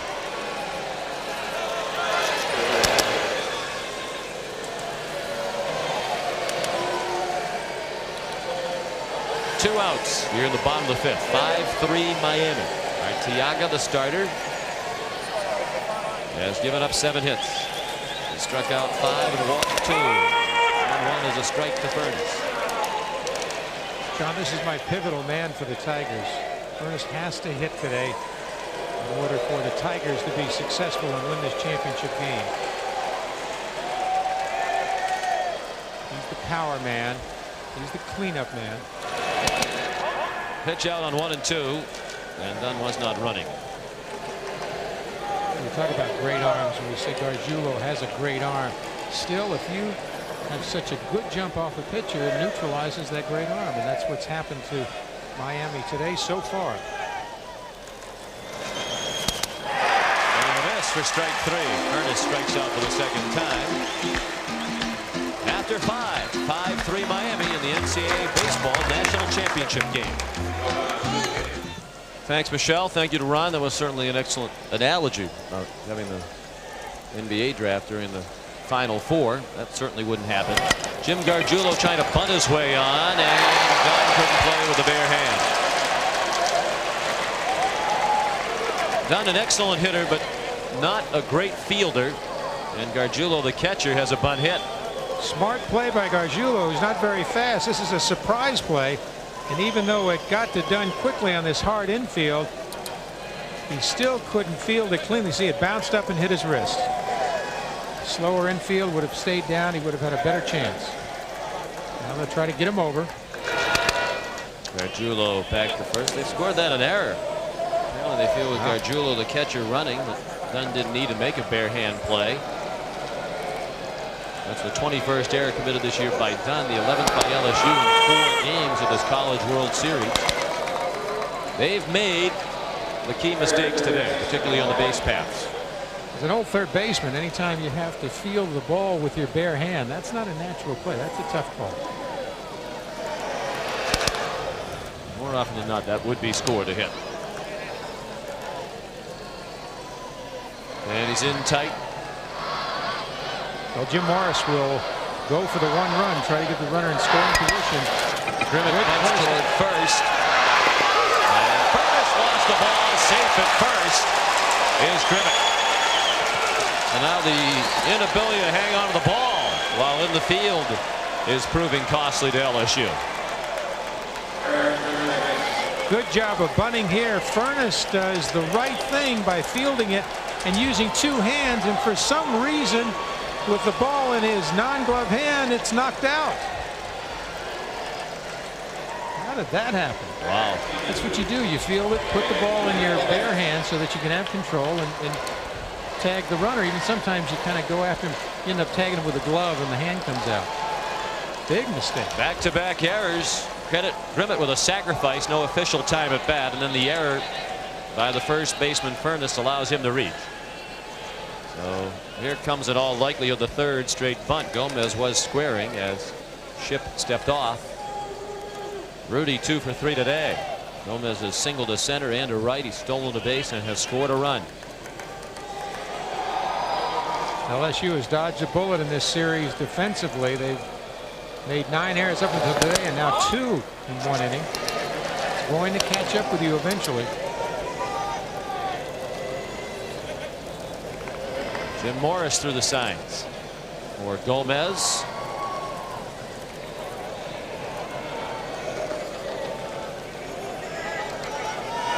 And Skip Bertman also threw some signals for his battery and for his infield defense.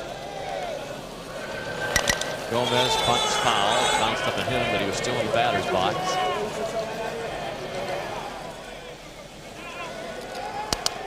Not easy coaching baseball at Miami. The expectations are enormous. Jim Morris said yesterday, even if we win this national championship, people will be right back at me next year expecting us to win it all again next year. He follows Ron Frazier, who was one of the legends of college baseball coaching and a great friend of Jim Morris. It was Frazier who recommended Morris from the job when Jim came down from Georgia Tech after a very successful run at Tech, 12 years, the last 9 in the NCAA tournament. Bunted toward third. Shipp will go to 35. Self-destructing here in the top of the 6th. Shipp had to play at third if he fielded it cleanly, but the bobble cost him. Miami putting pressure on the LSU defense, and the LSU defense cracking. Good bunt by Gomez. He goes in, fields it cleanly.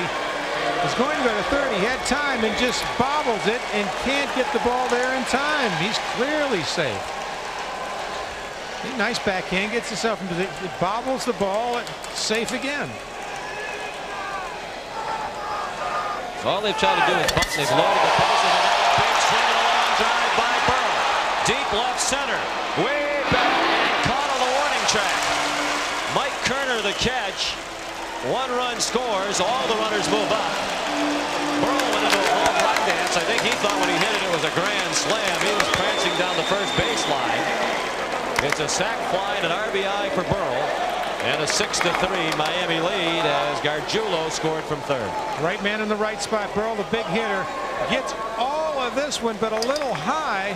Watch him. Steps into it. He's done this all year. He thinks it's gone, but he forgot about the wind blowing in from left center, and it knocks the ball down. Oh, my. I can't believe it. But he gets the run in. See the stiff flags there? That's what knocked it down. And now Skip Bertman is at the mound to talk to Shipp. He's had bullpen action. Patrick Coogan and Brett Laxton from the start of this inning. Shipp's now given up 6 runs on 11 hits with the errors and his own misplay. And by the way, they scored Gomez's bunt that was bobbled by Shipp a hit, which is generous scoring for Gomez. All the miscues have been costly. Looks like Bertman's going to stay with Shipp, with Rivero due up, a left-handed hitter. Both pitchers in the bullpen warming up are right-handed. 6-3 Miami, and they have 2 men in scoring position with 1 out here in the top of the 6th. The runners are Grimmett with excellent speed at third, and Gomez with very good speed at second. The infield in. Outfield swung around toward right for Rivero, who pulls it sharply foul to the right. Rivero, who hits the ball hard, is again going to put a lot of pressure on this Tiger defense. Shipp's got to keep him off balance at the plate. That's toward the gap in left center, and a long run for Kerner, who made the running catch. And another run scores for Miami. Grimmett in from third as the throw goes to third, and it's 7-3 Hurricanes. Rivero with his first RBI of the ball game. Back-to-back sacrifice flies to center for Miami. This is a very good catch. He really has to track it all the way. The ball's tailing from him. Kerner gets the ball back in and holds the runner at second base. And Skip Bertman is on his way back to the mound. He has 2 right-handers warming up down there. He is summoning one of them. Looks like Patrick Coogan. And has pitched a total of an inning and a third of relief. He's on here for Shipp. Greeted by Michael DeSelle's ground ball to second. Morris defermiously out. And the 2 errors and the bobble by Shipp hurt as Miami gets 2 more. And the Canes now lead 7-3 as we head to the bottom of the 6th. Speculation he'll be signing for the major league team, perhaps Cleveland, any day now. Chad Cooley begins the 6th. J.D. Arteaga's first pitch. A ball to Cooley. Cooley's 0 for 2, 2 fly balls to left. Brad Wilson on deck, then Justin Bowles. Foul ball off first. 1 ball, 1 strike. LSU, you need to have base runners now. They need to be patient and hit the ball where it's pitched.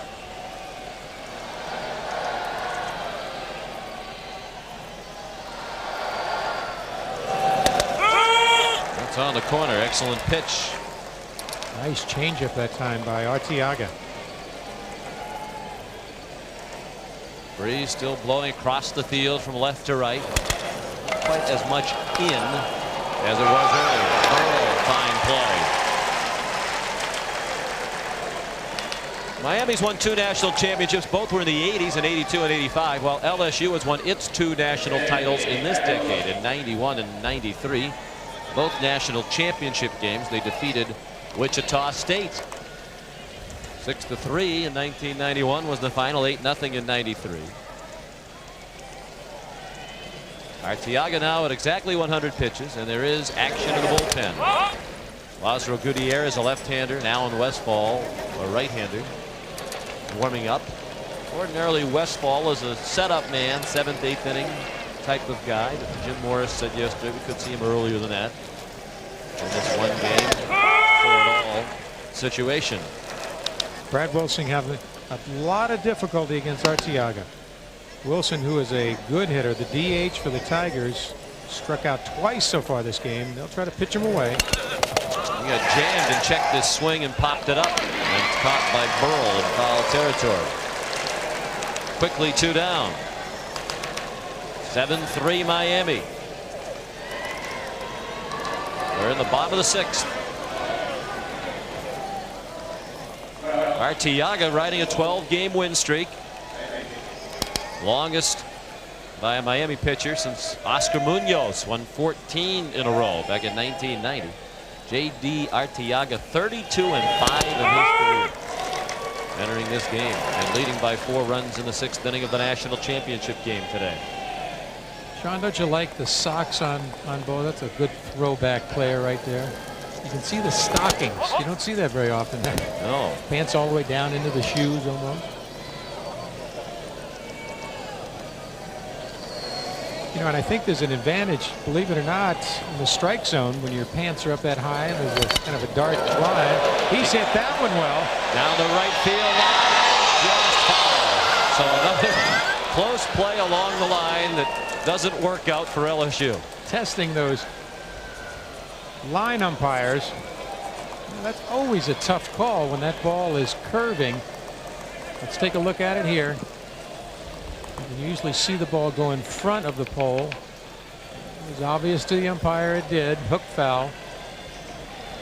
No argument. Bob Jones had another close call. Now the 1-2 to Bowles. That goes the other way, and playing close to the line was DeSalle. He won't be able to get it in the gap. Bowles on his way to second with a 2-out double. His first hit today. He's been all over the bases in this College World Series. He's reached base 9 times in 16 plate appearances in the 4 games for LSU here. Bowles hooking one foul for almost a home run. Now does a good job of taking an outside pitch and hitting it to left center for a double. DeSalle catches up with him, keeps him at second.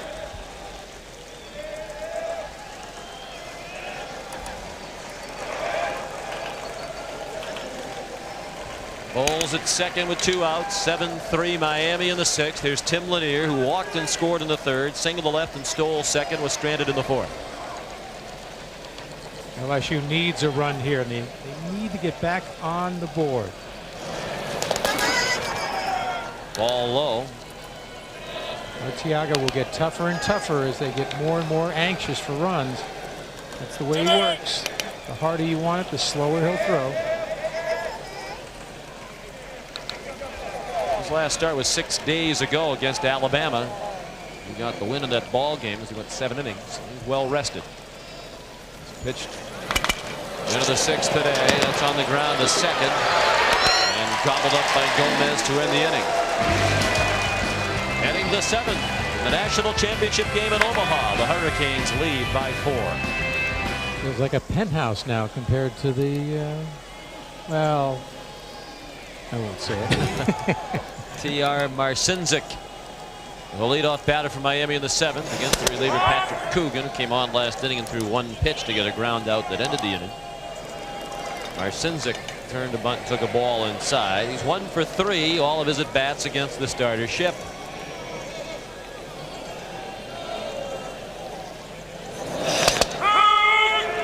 Ship went 5 2/3 innings, gave up 7 runs, 5 earned on 11 hits, 3 walks and 3 strikeouts.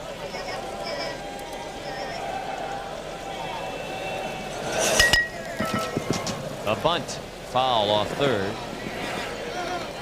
1-2. We remind you that the Buick Classic comes your way next from Rye, New York. 3rd round underway, and Ernie Els has seen his lead shrink to 3 strokes now over Steve Elkington, Tim Herron, and Kevin Sutherland. 4 shots back. The Buick Classic next here on CBS. 1-2, fouled out of play to the right. The attendance here this afternoon, 23,905. That is a single game College World Series attendance record. Record crowd of nearly 24,000 here. capacity of this ballpark listed at just over 22,000. So many of those folks Michelle showed you earlier in line outside the ballpark got in. Very high, not very deep in center. Mike Kerner, one out. Marcinzik now 1 for 4. And up until last inning, when LSU made a couple of errors, it's been a well-played game and an exciting game, back and forth.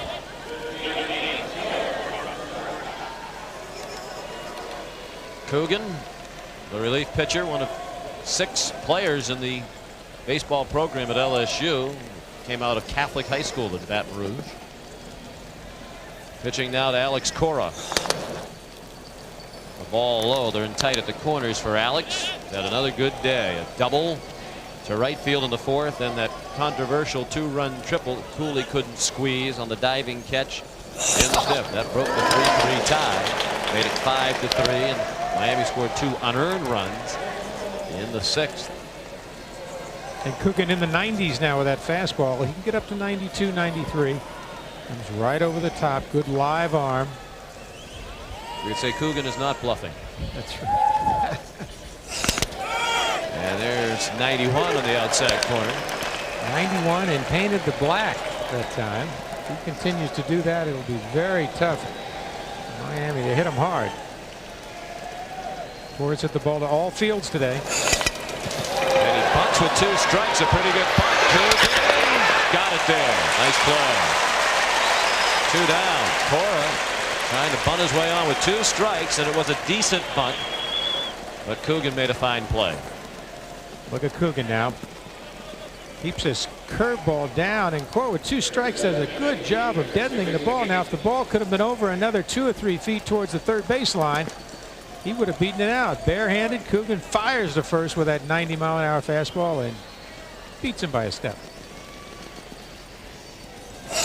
Rick Sagisi takes a ball inside. Sagisi 1 for 3. He singled back in the 2nd. You mentioned earlier he went to high school in Naples, Florida, and suffered that tremendous tragedy when his dad was killed after being hit in the head by a line drive pitching batting practice to his high school team. Rick actually grew up in Massachusetts, in Andover, in suburban Boston, and his family moved south primarily so he could play more baseball. There's a base hit through the first baseman Furness down into the right field corner. Bowles stumbled a bit in the corner but gets it back in. Sagisi is safe at 2nd. Will await the scoring. It has been scored a hit. Went right through Furness, a ball that could have been handled, but it was a smash, and Sagisi is 2 for 4. Sagisi now with good back speed. Takes this changeup and smashes it to first base. Furness tries to olay it, and it just skips by him. Usually have just one stab at that. After Sagisi's family moved from Boston when he was 15 years old down to Florida, they couldn't sell their home in Boston, so they were carrying 2 mortgages, trying to make ends meet in Naples, really just so that he could play more baseball. Looks at his father's death put baseball in its proper perspective. He said baseball is still very important to him, but life is much more important. Even though he grew up in Boston, he idolizes Don Mattingly. I haven't been able to figure that out. Likes the Red Sox, but idolizes Don Mattingly. A ball to Jim Gargiulo. The dichotomy in baseball. Yes. Boston and New York. But he's got a nice swing, left-handed like Mattingly. Did a good job of hitting that time. Jim Morris says he has the best swing on the team. Smooth swing. 7-3 Miami. They're looking to add to it with a runner in scoring position. Ball well blocked by Lanier. Skip Bertman told us yesterday he has so much faith in Lanier's ability to block balls in the dirt that even with runners at 3rd, he will call for a pitch in the dirt if the situation, the count on the hitter dictates that, because he knows Lanier will block the ball. That's confident. 2-1 now. Those that weren't fortunate enough to get into the ballpark, enjoying the picnic area outside. This is a tremendous facility. In addition to the home of the College World Series, it's also the home of The Omaha Royals, the AAA team of the Kansas City Royals, they go on an extended road trip every year when the College World Series comes to town. The 2-1 fouled out of play to the right. John, just a great partnership between the NCAA and Omaha. They've truly taken this event, made it their own, and that's where you hear the phrase, the road to Omaha. Well, the people here want to keep it here. That's one of the reasons why they made that major improvement to the press box that Michelle spoke of a moment ago. They're determined to satisfy the NCAA in every way. The event here. Full count now on Gargiulo.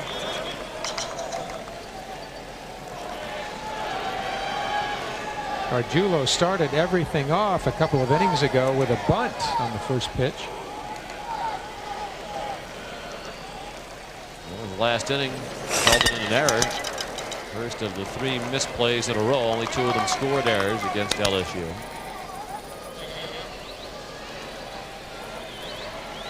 Three and 2 on Gargiulo, a 6th round draft pick earlier this week of the St. Louis Cardinals. He's a junior from North Lauderdale, Florida, Coconut Creek High School.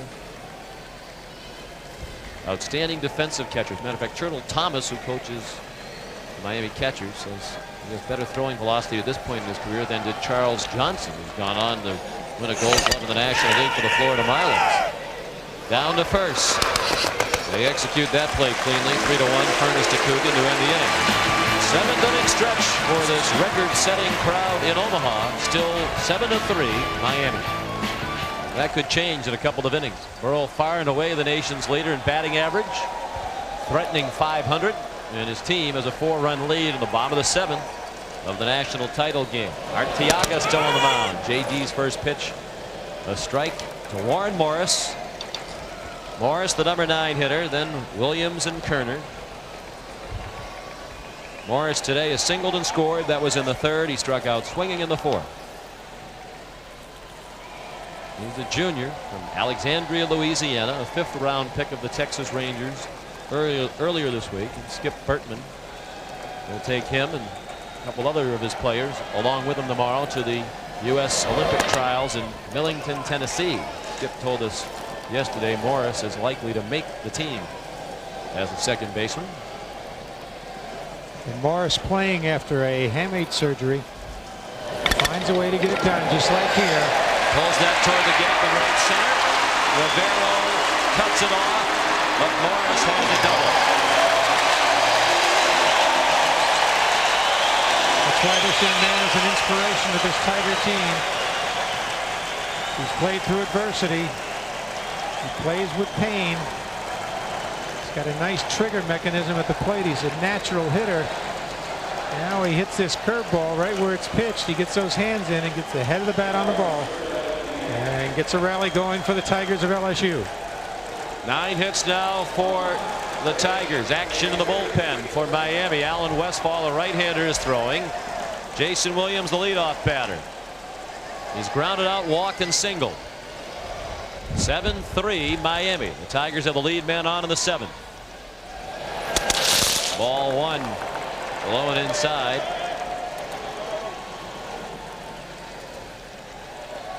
There's Westfall. Was the closer at the start of the year, has become the setup man and has prospered in that role. Robbie Morrison, a freshman, is the closer. Arteaga could be tiring. He's thrown 113 pitches. Morris will not let Arteaga pitch to the tying run, that's for sure, especially with an excellent bullpen. LSU running out of time, only 9 outs left. Have to get some runs to get back in this game so that at least one swing can tie it or win it for them.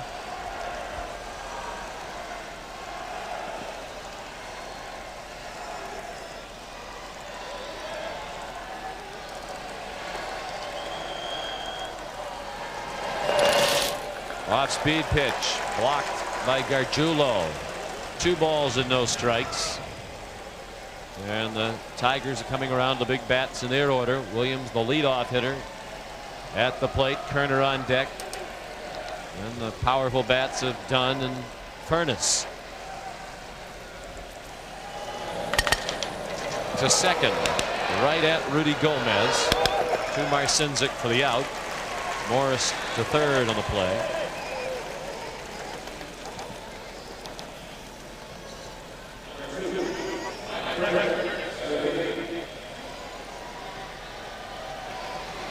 And here comes Mike Kerner. Been on base 3 times with 2 singles, and last time up he reached on a fielder's choice and stole second. He has 2 of the 9 LSU hits. He drove in a run with a single to right in the third. Arteaga still pitching well enough within the strike zone. But you can see him tiring, Sean. It just the arm action's not the same. The elbow's dropping a little bit. A couple more pitches in the dirt. There has not been a complete game in this College World Series, and Arteaga has not gone the distance this year. Kerner takes a strike. 1-1. Down in the Miami bullpen, Robbie Morrison, ordinarily the closer, has joined Westfall. In an everyday situation, this would be a little early for Morrison, but this is one game for the national championship. Morrison, we might see him earlier than usual this afternoon. 1-2 now on Kerner. That Arteaga slider so tough on left-handers. You really have to keep your shoulder closed and think left center if you're a left-handed hitter so that you stay in on that pitch.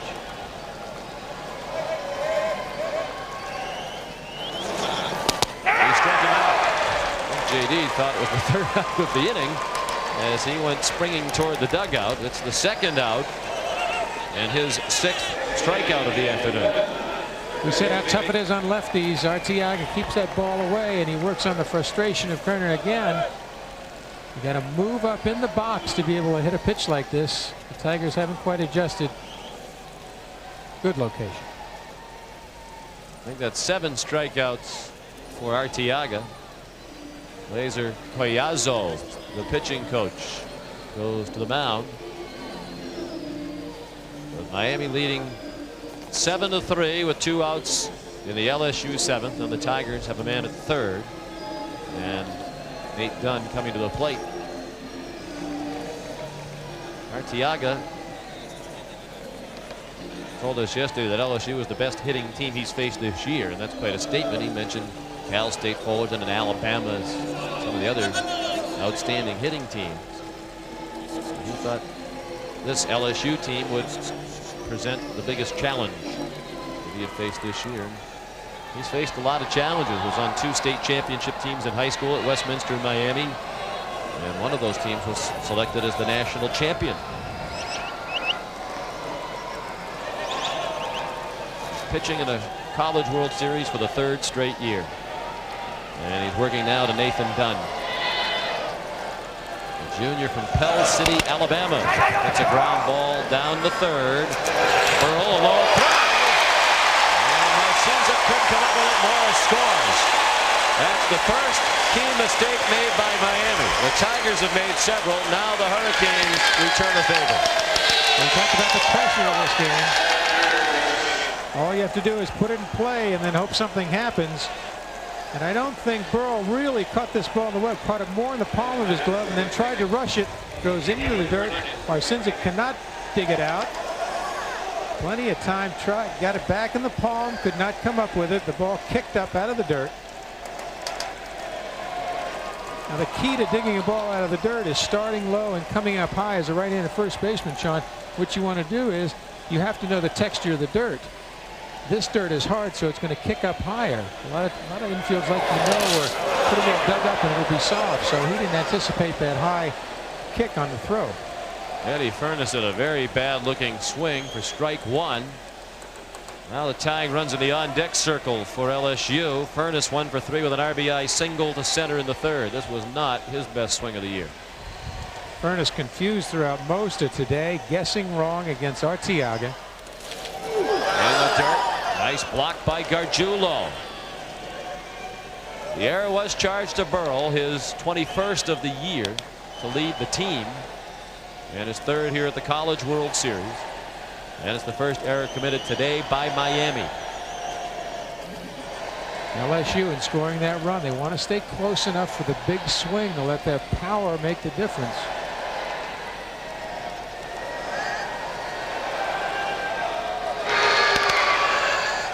I would guess, Steve, that if Furness gets on, this would be the last batter for Arteaga. Cooley, a right-handed hitter on deck. He'd be the tying run at the plate, and you have two outstanding right-handers in the bullpen. That's exactly what Jim Morris is thinking right now. This could be his last batter.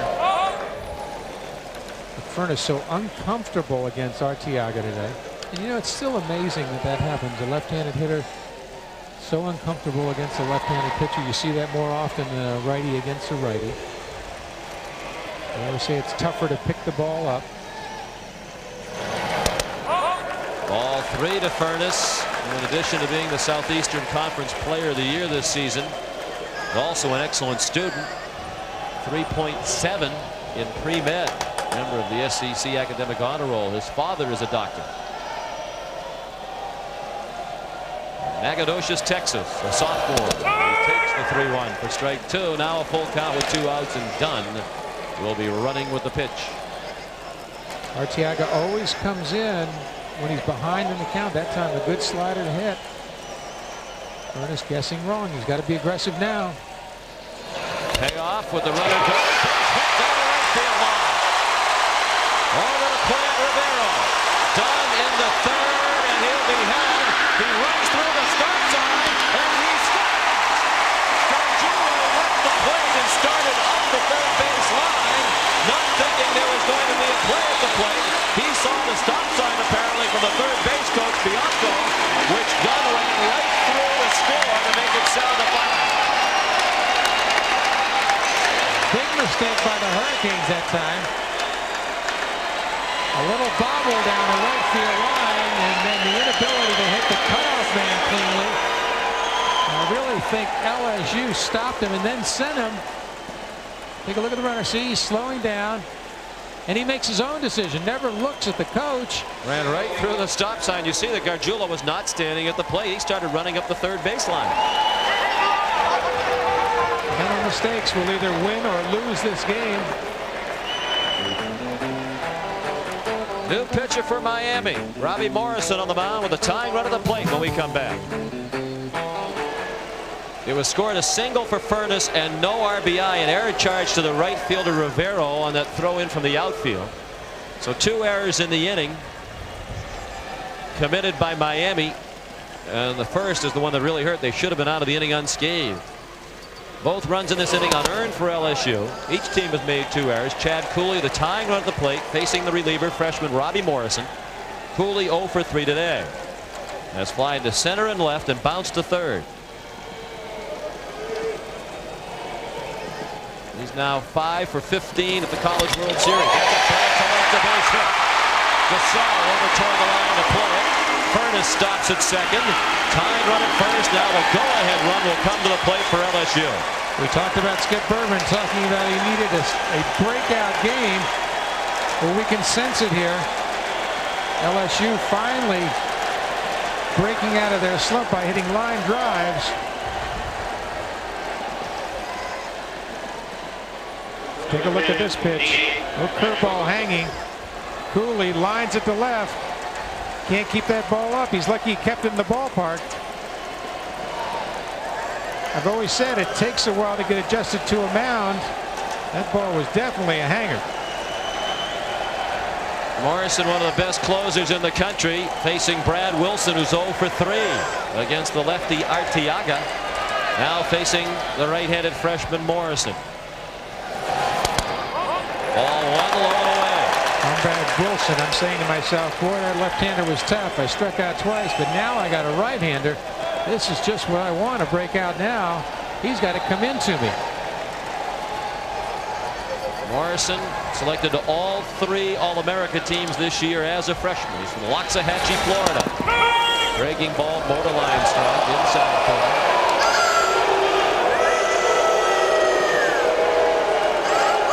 Seventh inning, the key inning for Miami. If they're ahead after 7, they're 46-2 this year. When trailing, they're 1-10.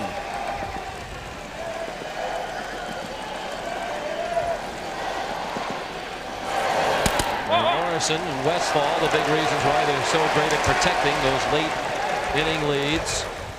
Skip Bertman said yesterday in watching tape of Miami he was incredibly impressed by Morrison. Those were Skip's words. Morrison with 14 saves this year. Very aggressive on the mound, just like a reliever should be. Good curveball, sinking fastball. Misses low and away, 3-1.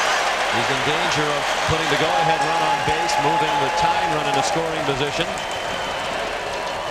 With Justin Bowles on deck. If you're a pitcher, you got to be careful that you don't overthrow in this situation. A lot of tension out there. LSU getting back into the game now. Morrison threw a hanging curveball to Cooley before. Now he's missed a couple of times. You can't choke the ball. He's got to stay loose. 3-1 pitch.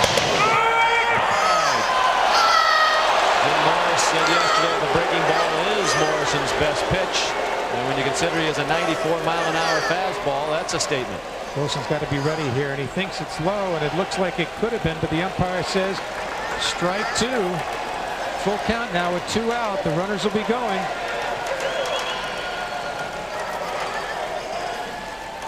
Robbie Morrison to Brett Wilson. Tipped into the net for strike 3. So the Tigers get 2 unearned runs, but they leave 2 men on base as Wilson strikes out. Still Miami by 2 as we head to the 8th. Top of the order for the Canes. Ryan Primmett takes strike 1 from Patrick Coogan, who's pitched an inning and a third of scoreless relief. Primmett, the leadoff hitter, been on base twice. Morris says he's a key for us as he sets the table, gets on base, runs and scores, and that's what he's done today. He's been on base twice and has scored twice, despite the fact that he does not have a hit. Rudy Gomez, Pat Burrell to follow. Wow, where did that pitch miss? 1-2. Here's Michelle. All right, well, Miami second baseman Alex Cora just rallied the Hurricane troops after their rough 7th inning. He shouted at them, hey, we've got 2 innings left. We've got our best pitcher on the mound. Let's play our best defense, and let's win this thing. Alex Cora continues to be so emotional throughout this game, Sean. We saw his brother Joey very emotional after the Mariners were eliminated from the American League playoffs last year. Strike 3. Coogan didn't get the call on the previous pitch, no doubt about that one. Blazing fastball, and Coogan has his first strikeout of the afternoon. Let's take a look at this pitch now. Good curveball over the top. Good location. Batter covers the plate. Looks a little bit outside from here.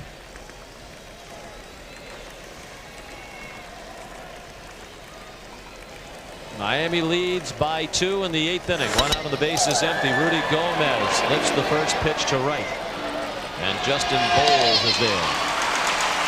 Gomez now 3 for 5 with 3 singles.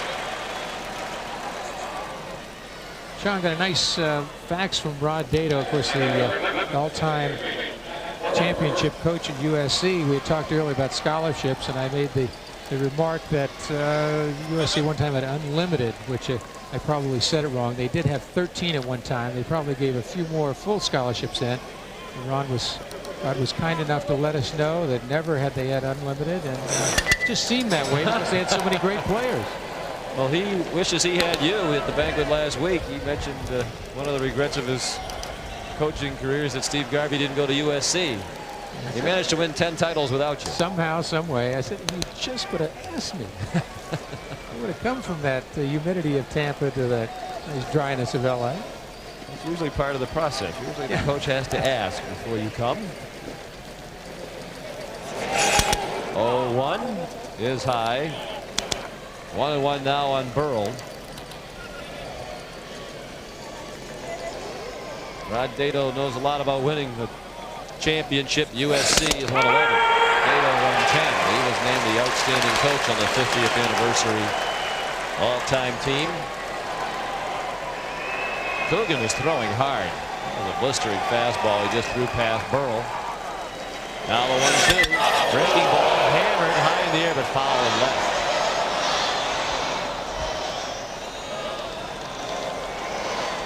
well foul, well back into the crowd, nearly 24,000. Burrow really lifts his front leg, separates the bat, and really gets under the ball. He hits some of the highest balls I've seen here at the College World Series. J.D. Drew another one. Brad Wilkerson from Florida, big, strong young men who really separate and lift that ball. Great power.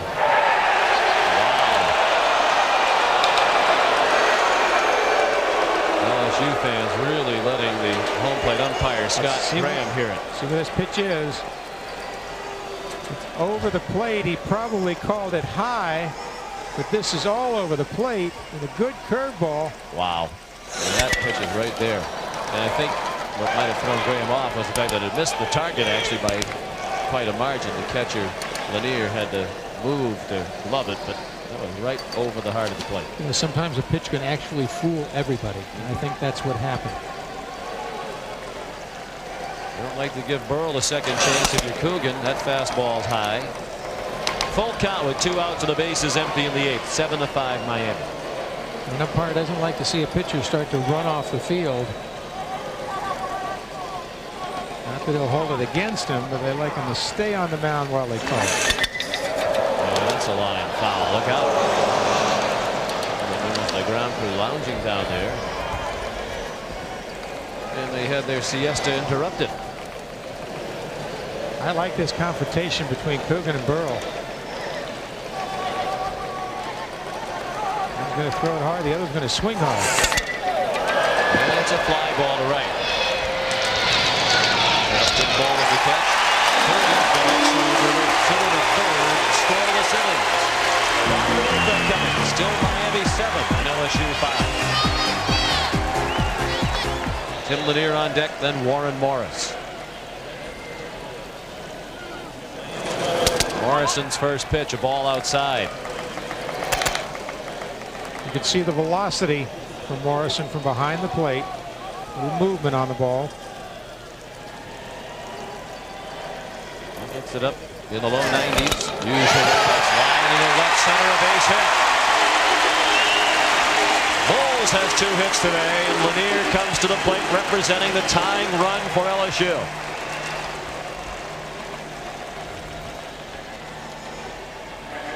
Take a look now, Morrison. Good live fastball inside. Bowles just fights it off with that aluminum bat. Just slices it to left center and starts a rally for the Tigers of LSU.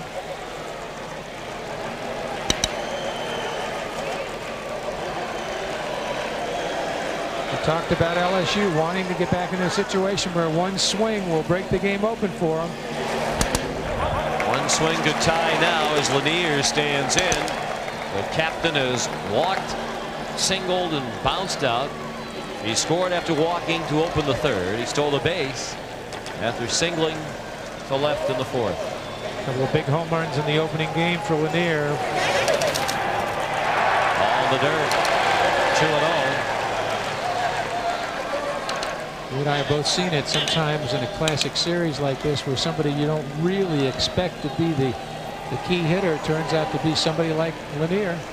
Skip Bertman talked about that yesterday. He said this atmosphere here with the enormous crowds and national TV is so different from what these players are used to all season long.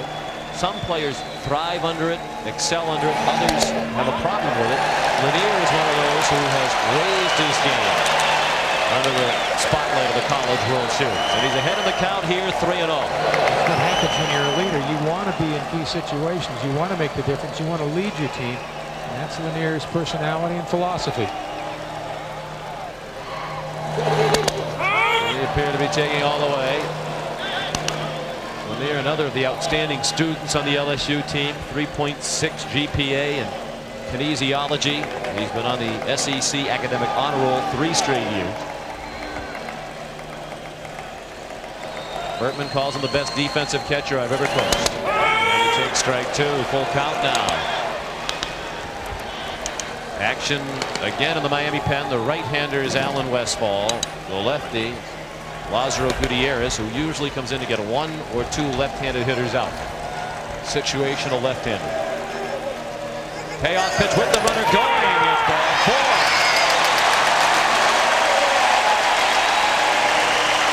And now the tying run is at first with nobody out. Skip Bertman has the go-ahead run coming to the plate in Warren Morris. LSU being aggressive on the base pass. They are the home team, even if they are down by 2 runs.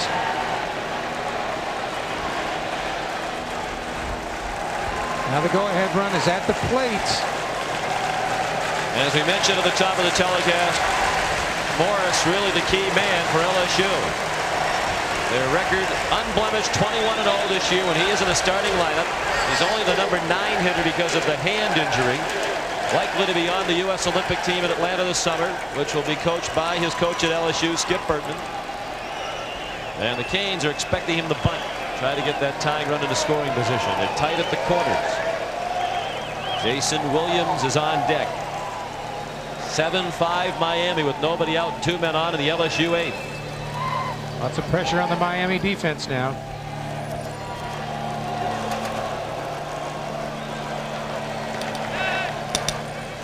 It's going to be an interesting decision by Skip Bertman. Here's one of your best hitters. Even though he might not have the power, I probably would let him swing away, but let's see what he does. They play for the big inning, don't bunt very often. But they turn to bunt here. It's a ball up and away. Close second. And Cora fielded it. Collided with the second base umpire Tom McKinney. No harm done. Bertman's working on the percentages now, and I think simply because Morris doesn't have the strength in the hand. If he had more pop, I think he'd let him swing away. Simply because there's a bigger hole on the right side. The wind blows out to right field. Morris is 2 for 3 today. Turns the bunt again. Bunts it rather sharply back toward the mound. Throwing it.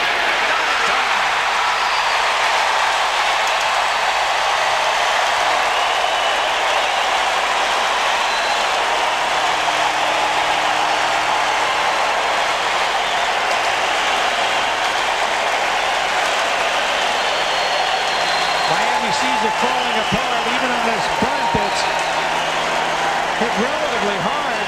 Back to Morrison. To Hopper. He's got 3 others. He's got to pivot around and just throw. And the key is a great jump to third base. Watch this. 1-2 here. Nice and easy. Should throw him out. But Bowles got a great jump on that play. Give LSU credit. Laser Collazo, the pitching coach, back at the mound. And the entire infield gathered around Collazo. Bases loaded now and nobody out. Tying run at second. Go-ahead run at first. Miami leads 7-5. Robbie Morrison, brilliant throughout this season. Coming into this appearance, an ERA of 1.11 over 57 innings. Opponents batting just 151 against him. Here at the College World Series, he's pitched 4 in the 3rd innings without being scored upon. First team All-American closer, but in trouble now. Miami needed to regroup there. They talked about 2 things they have to do. Number 1, Morrison has to keep the ball down. And they have to say to themselves, what do I do if the ball is hit to me? At the corners, I think about going low. They're backing up now. And here's Jason Williams. 1 for 3, a single and a walk. He has just 2 hits in this College World Series. Bertman said he's still the man. He'd like that right there in the key situation.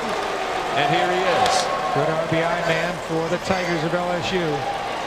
The school's all-time leader in hits and in runs scored and in at-bats, with the biggest at-bat of his career. Strike on the corner. Big curveball by Morrison that time. We've talked about LSU having a tradition of winning. This is what they do. They stay close and find a way to beat you. Let's look at this curveball. Umpire says it caught the corner. Barely. The 0-2. Hesitates, comes to the plate, and no throw to first. Now Julo wise to hang on to it. So the Canes get what they were looking for. They cut down the runner at the plate. First out of the inning. Might have had a chance to get 2 had Burrell not double pumped. Here's that ball down that Morrison needed. Burrell, nice, smooth catch. Takes his time, gets one at home. It's the very least pace they wanted.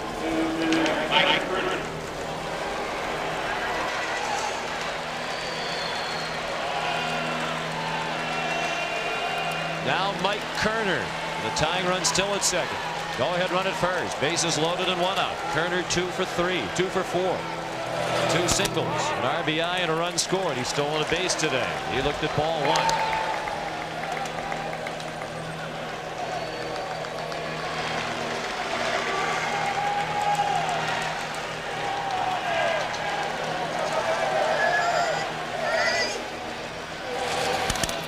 Foul ball, 1-1.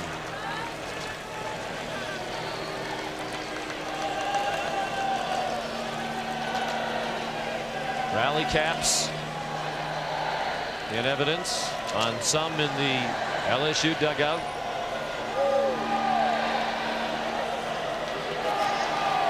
They trail 7-5 in the 8th. It's even at 12 apiece. Each team has made 2 errors. Early on it was LSU making the key mistake, but in the last couple of innings Miami has been error prone.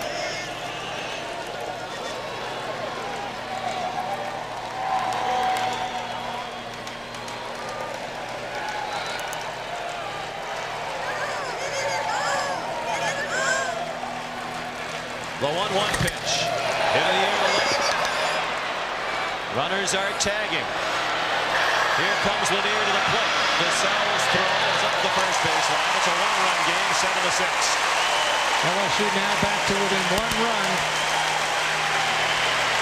Good job of hitting that time. You had to get the ball in the air to get that run in.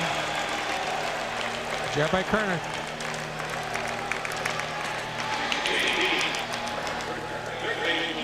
Got to make sure the ball touches the glove. Need almost perfect timing, and he does. Gets a good jump. The throw is high and not on line, and he scores easily. Miami would be very happy to get out of this inning, allowing just the 1 run, as they had the bases loaded and nobody out to the Tigers. Now they have first and second with 2 outs and 1 run in. Nathan Dunn, the batter. Base hit left field. Morris will be sent around to the plate, and he will score.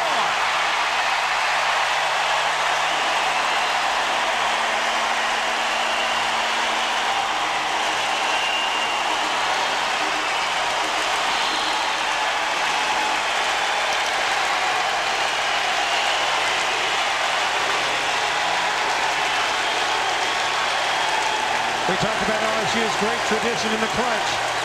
They've stayed close. And now Dunn took this curveball and hit a line shot to left field. Watch him stay on it, keep his head on it. With a good jump from the runner at second base. It's not clearly caught in left field. And here comes the tying run. Scores easily. 7-7 the score. Tigers betting to take the lead. First and second and 2 outs. Dunn, one of those big hitters in the lineup, who really struggled coming into this game, was 3 for 14, but he's had 2 big hits today. He's driven in 3 runs. Furness has also broken out with 2 hits today and 1 RBI. Talked about one swing making a difference, and now another bad pitch. And the runners move up. Now the go-ahead runners at third. And another runner at second in a 7-7 game in the 8th inning. Gargiulo blocked it, but it squirted past him toward the first base dugout. And Morrison is having a tough time of it for one of the very few times this season.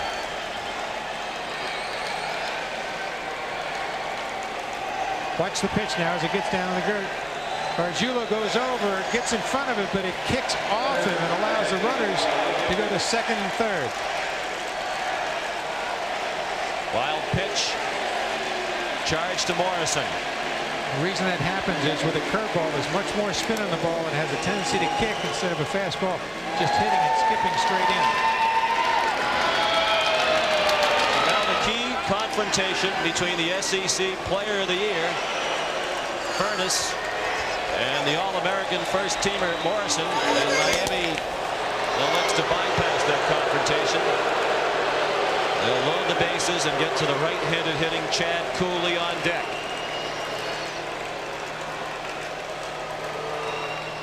An intentional walk. That's ball 4. 2 walks in the inning. Thrown by Morrison. These are the first runs he has allowed in this College World Series.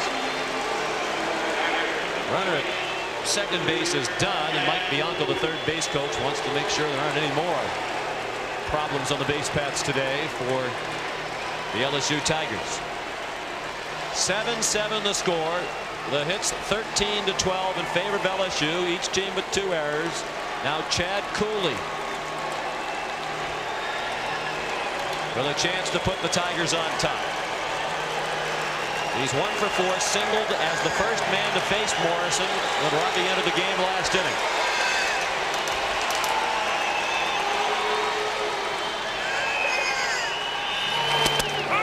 Breaking ball for a strike. It was Cooley who couldn't quite make the catch in left field.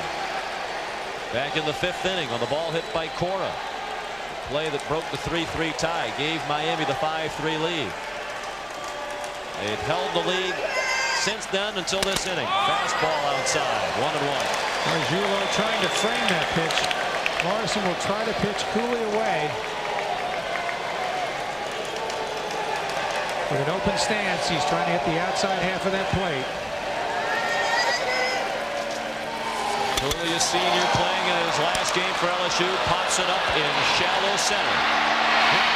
Makes the catch, and that ends the inning. 2 runs for LSU in the 8th, and we go to the 9th. The Hurricanes and Tigers tied at 7. But there's been excitement throughout. They're tied at 7 in the 9th. Patrick Coogan has been terrific in relief. His first pitch of the 9th, foul tipped by Eddie Rivero into the middle of the catcher Lanier. Rivero has driven in a run today and has scored a run. He has a hit. He's 1 for 2 with a single, a walk, and a sacrifice fly.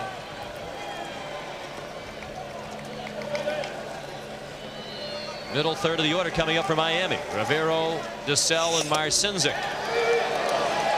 2 balls and a strike on Rivero, the senior right fielder.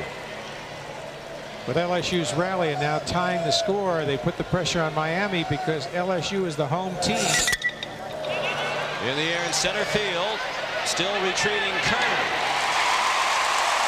We've seen outfielders take strange paths to fly balls today because the wind is really boxing the ball around.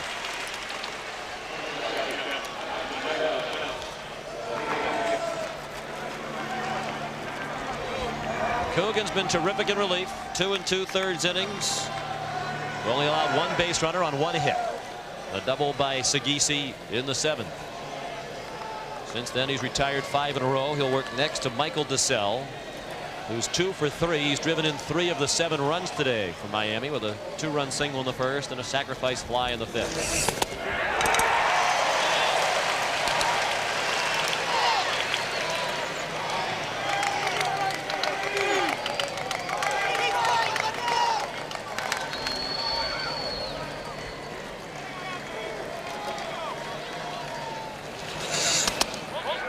Strike on DeSalle, and now a ball. Michael drafted earlier this week by the Tampa Bay Devil Rays, one of the first draft choices in the history of that organization. Michael was taken in the 17th round by Tampa Bay.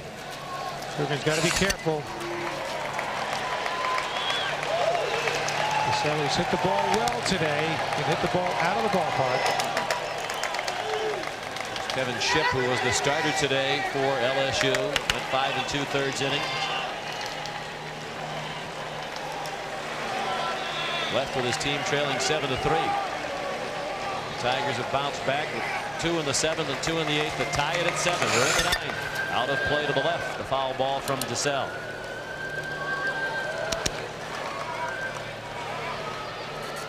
And J.D. Arteaga, the Miami starter, still in the dugout directly behind DeSalle and pacing. He is no longer in the game. 1-2 pitch. Chop to Morris at second. 2 down.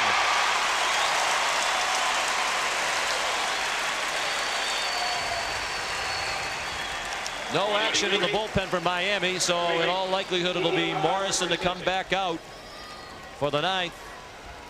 There'll be tremendous pressure no matter what happens on Morrison when he takes the mound for the bottom of the ninth. But even more if his teammates don't score here. He'll have to hold the Tigers at bay in the ninth. And Wilson, Bowles, and Lanier are due up for LSU. Batters 6, 7, and 8. Base hit down the left field line for Marcinzik. That should go for extra bases. Marcinzik into second with a double. He's 2 for 5 today.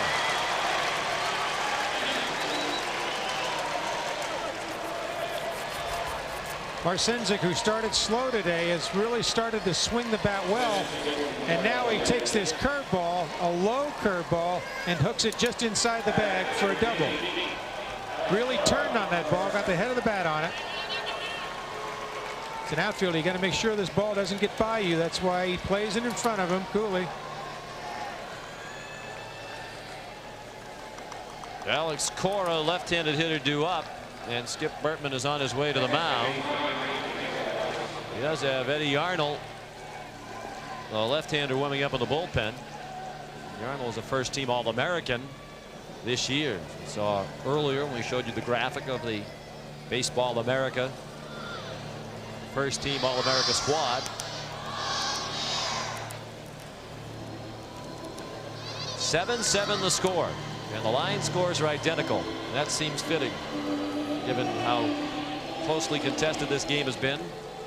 7 runs, 13 hits, and 2 errors for each team. Bertman's going to stick with Coogan, who's been effective. He'll stick with the right-hander to pitch to the left-handed hitting Cora. Cora, who's hit the least of this Miami team, 297 going into the game, to me is very dangerous because he swung the bat very smoothly today. Really taking the ball where it's pitched. Hit to all fields. And he's been one of their best hitters lately. Over the last 8 games, with his 2 for 4 today, Cora is now 14 for his last 33. Batting average of over 400. Takes a fastball for a strike. Cora today has doubled and tripled. He was credited with the triple on the ball Cooley couldn't catch. Ball that was caught but then came out when Cooley hit the ground. 2 runs scored. At the time, it broke a 3-3 tie, gave Miami a 5-3 lead. Cora trying to give him the lead again. Slap to left, base hit. Cooley up with the ball again. Marcinzik to the plate. The throw is on line, and Miami has the lead. 8-7 Miami on Cora's 3rd hit of the ball game.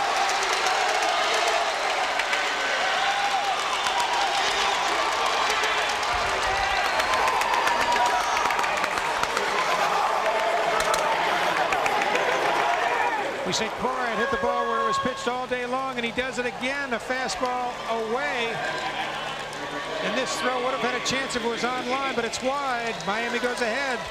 Watch, he hits the corner of the bag. Marcinzik, which gives him a better direction towards home. And he scores. And Alex Cora has a single now to go with his double and triple today. He's driven in 3 runs. He's put them ahead once again. Coogan still the pitcher to face Gargiulo, or rather Sagisi, the DH. Another left-handed hitter who is 2 for 4 today, a single and a double. Gargiulo's on deck.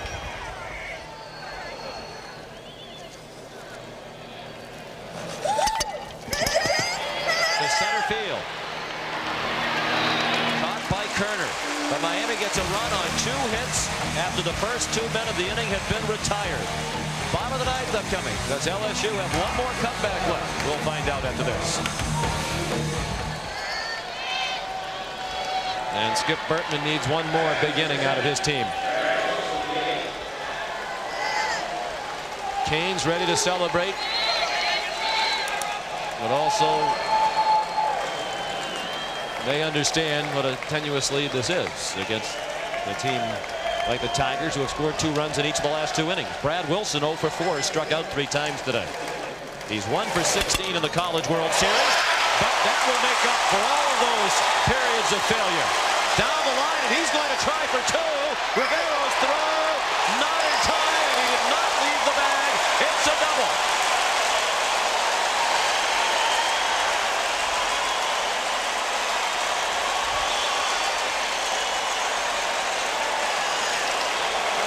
Brad Wilson, has been struggling, now steps up and hits this ball just inside the line. Let's watch him. He's going to inside out it.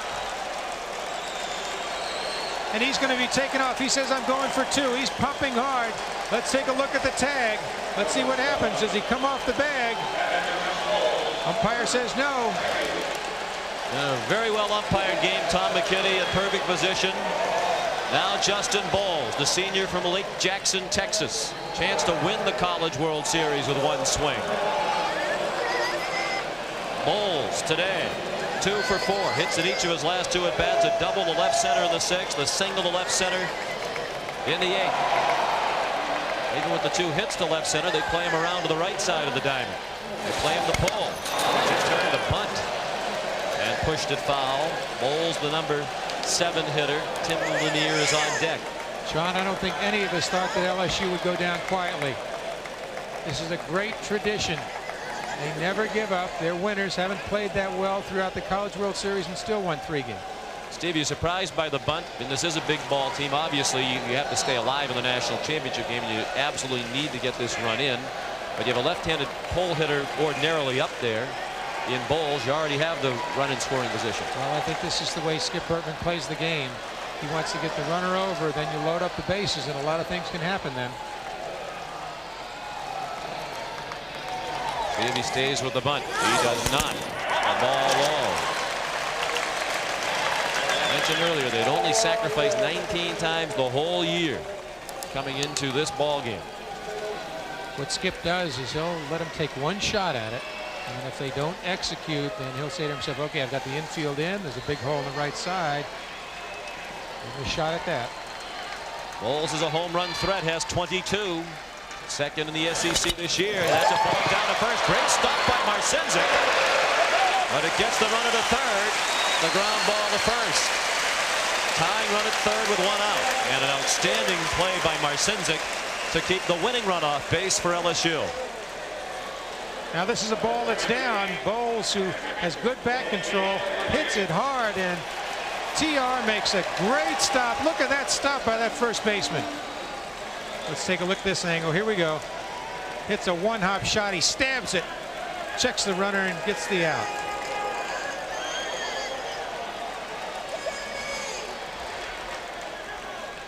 Joey Cora, rather Alex Cora, going through the signs for the defense. They're going to bring the infield in. They're playing to win the championship right here. This is risky. They increase Lanier's percentage of getting a hit, allowing the winning run to reach base. All that runner third can do is tie it. It's a pitch that gets by Lanier and by the catcher Gargiulo, but not far enough for the runner to come in from third, and it has been deemed a strike. Take a look at this pitch being down now. Bob, it's another curveball that ricochets off him. The runner Wilson obviously was blocked out, didn't want to take a chance. I think that's a smart play. How about the infield in? Are you surprised? No, I think Miami, being the visiting team, has to cut off this run. LSU has been coming back and back and back. In the dirt. Blocked by Gargiulo. A ball and a strike. Lanier, the team captain, up in another key spot with the tying run at third and 1 out in the 9th inning. Lanier today has walked twice and singled, 1 for 2. He has scored twice, including last inning.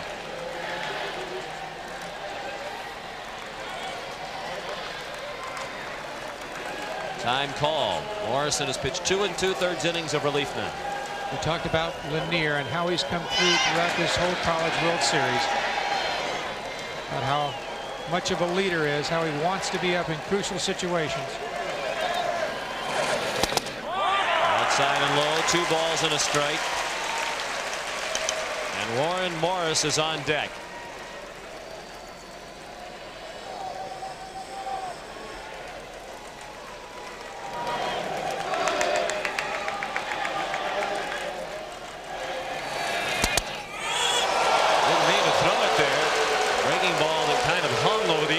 Corner, but it's a strike to even the count at 2-2 with 1 out. A runner at third. 8-7 Miami in the bottom of the 9th.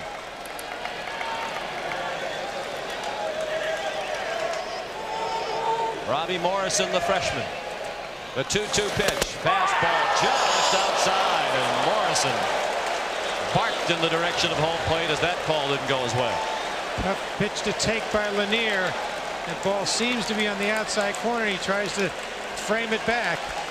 Tough pitch to take. Morrison got the close call on the previous pitch. Didn't get it on the 2-2. Now a full count. The payoff to Lanier. He struck him out.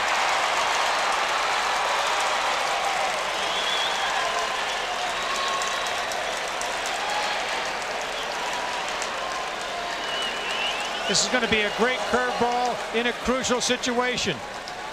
Morrison comes back with the best curve of the day and fans Lanier. Watch Lanier track it. He just can't go down and get it. Here it is again. What a great curveball.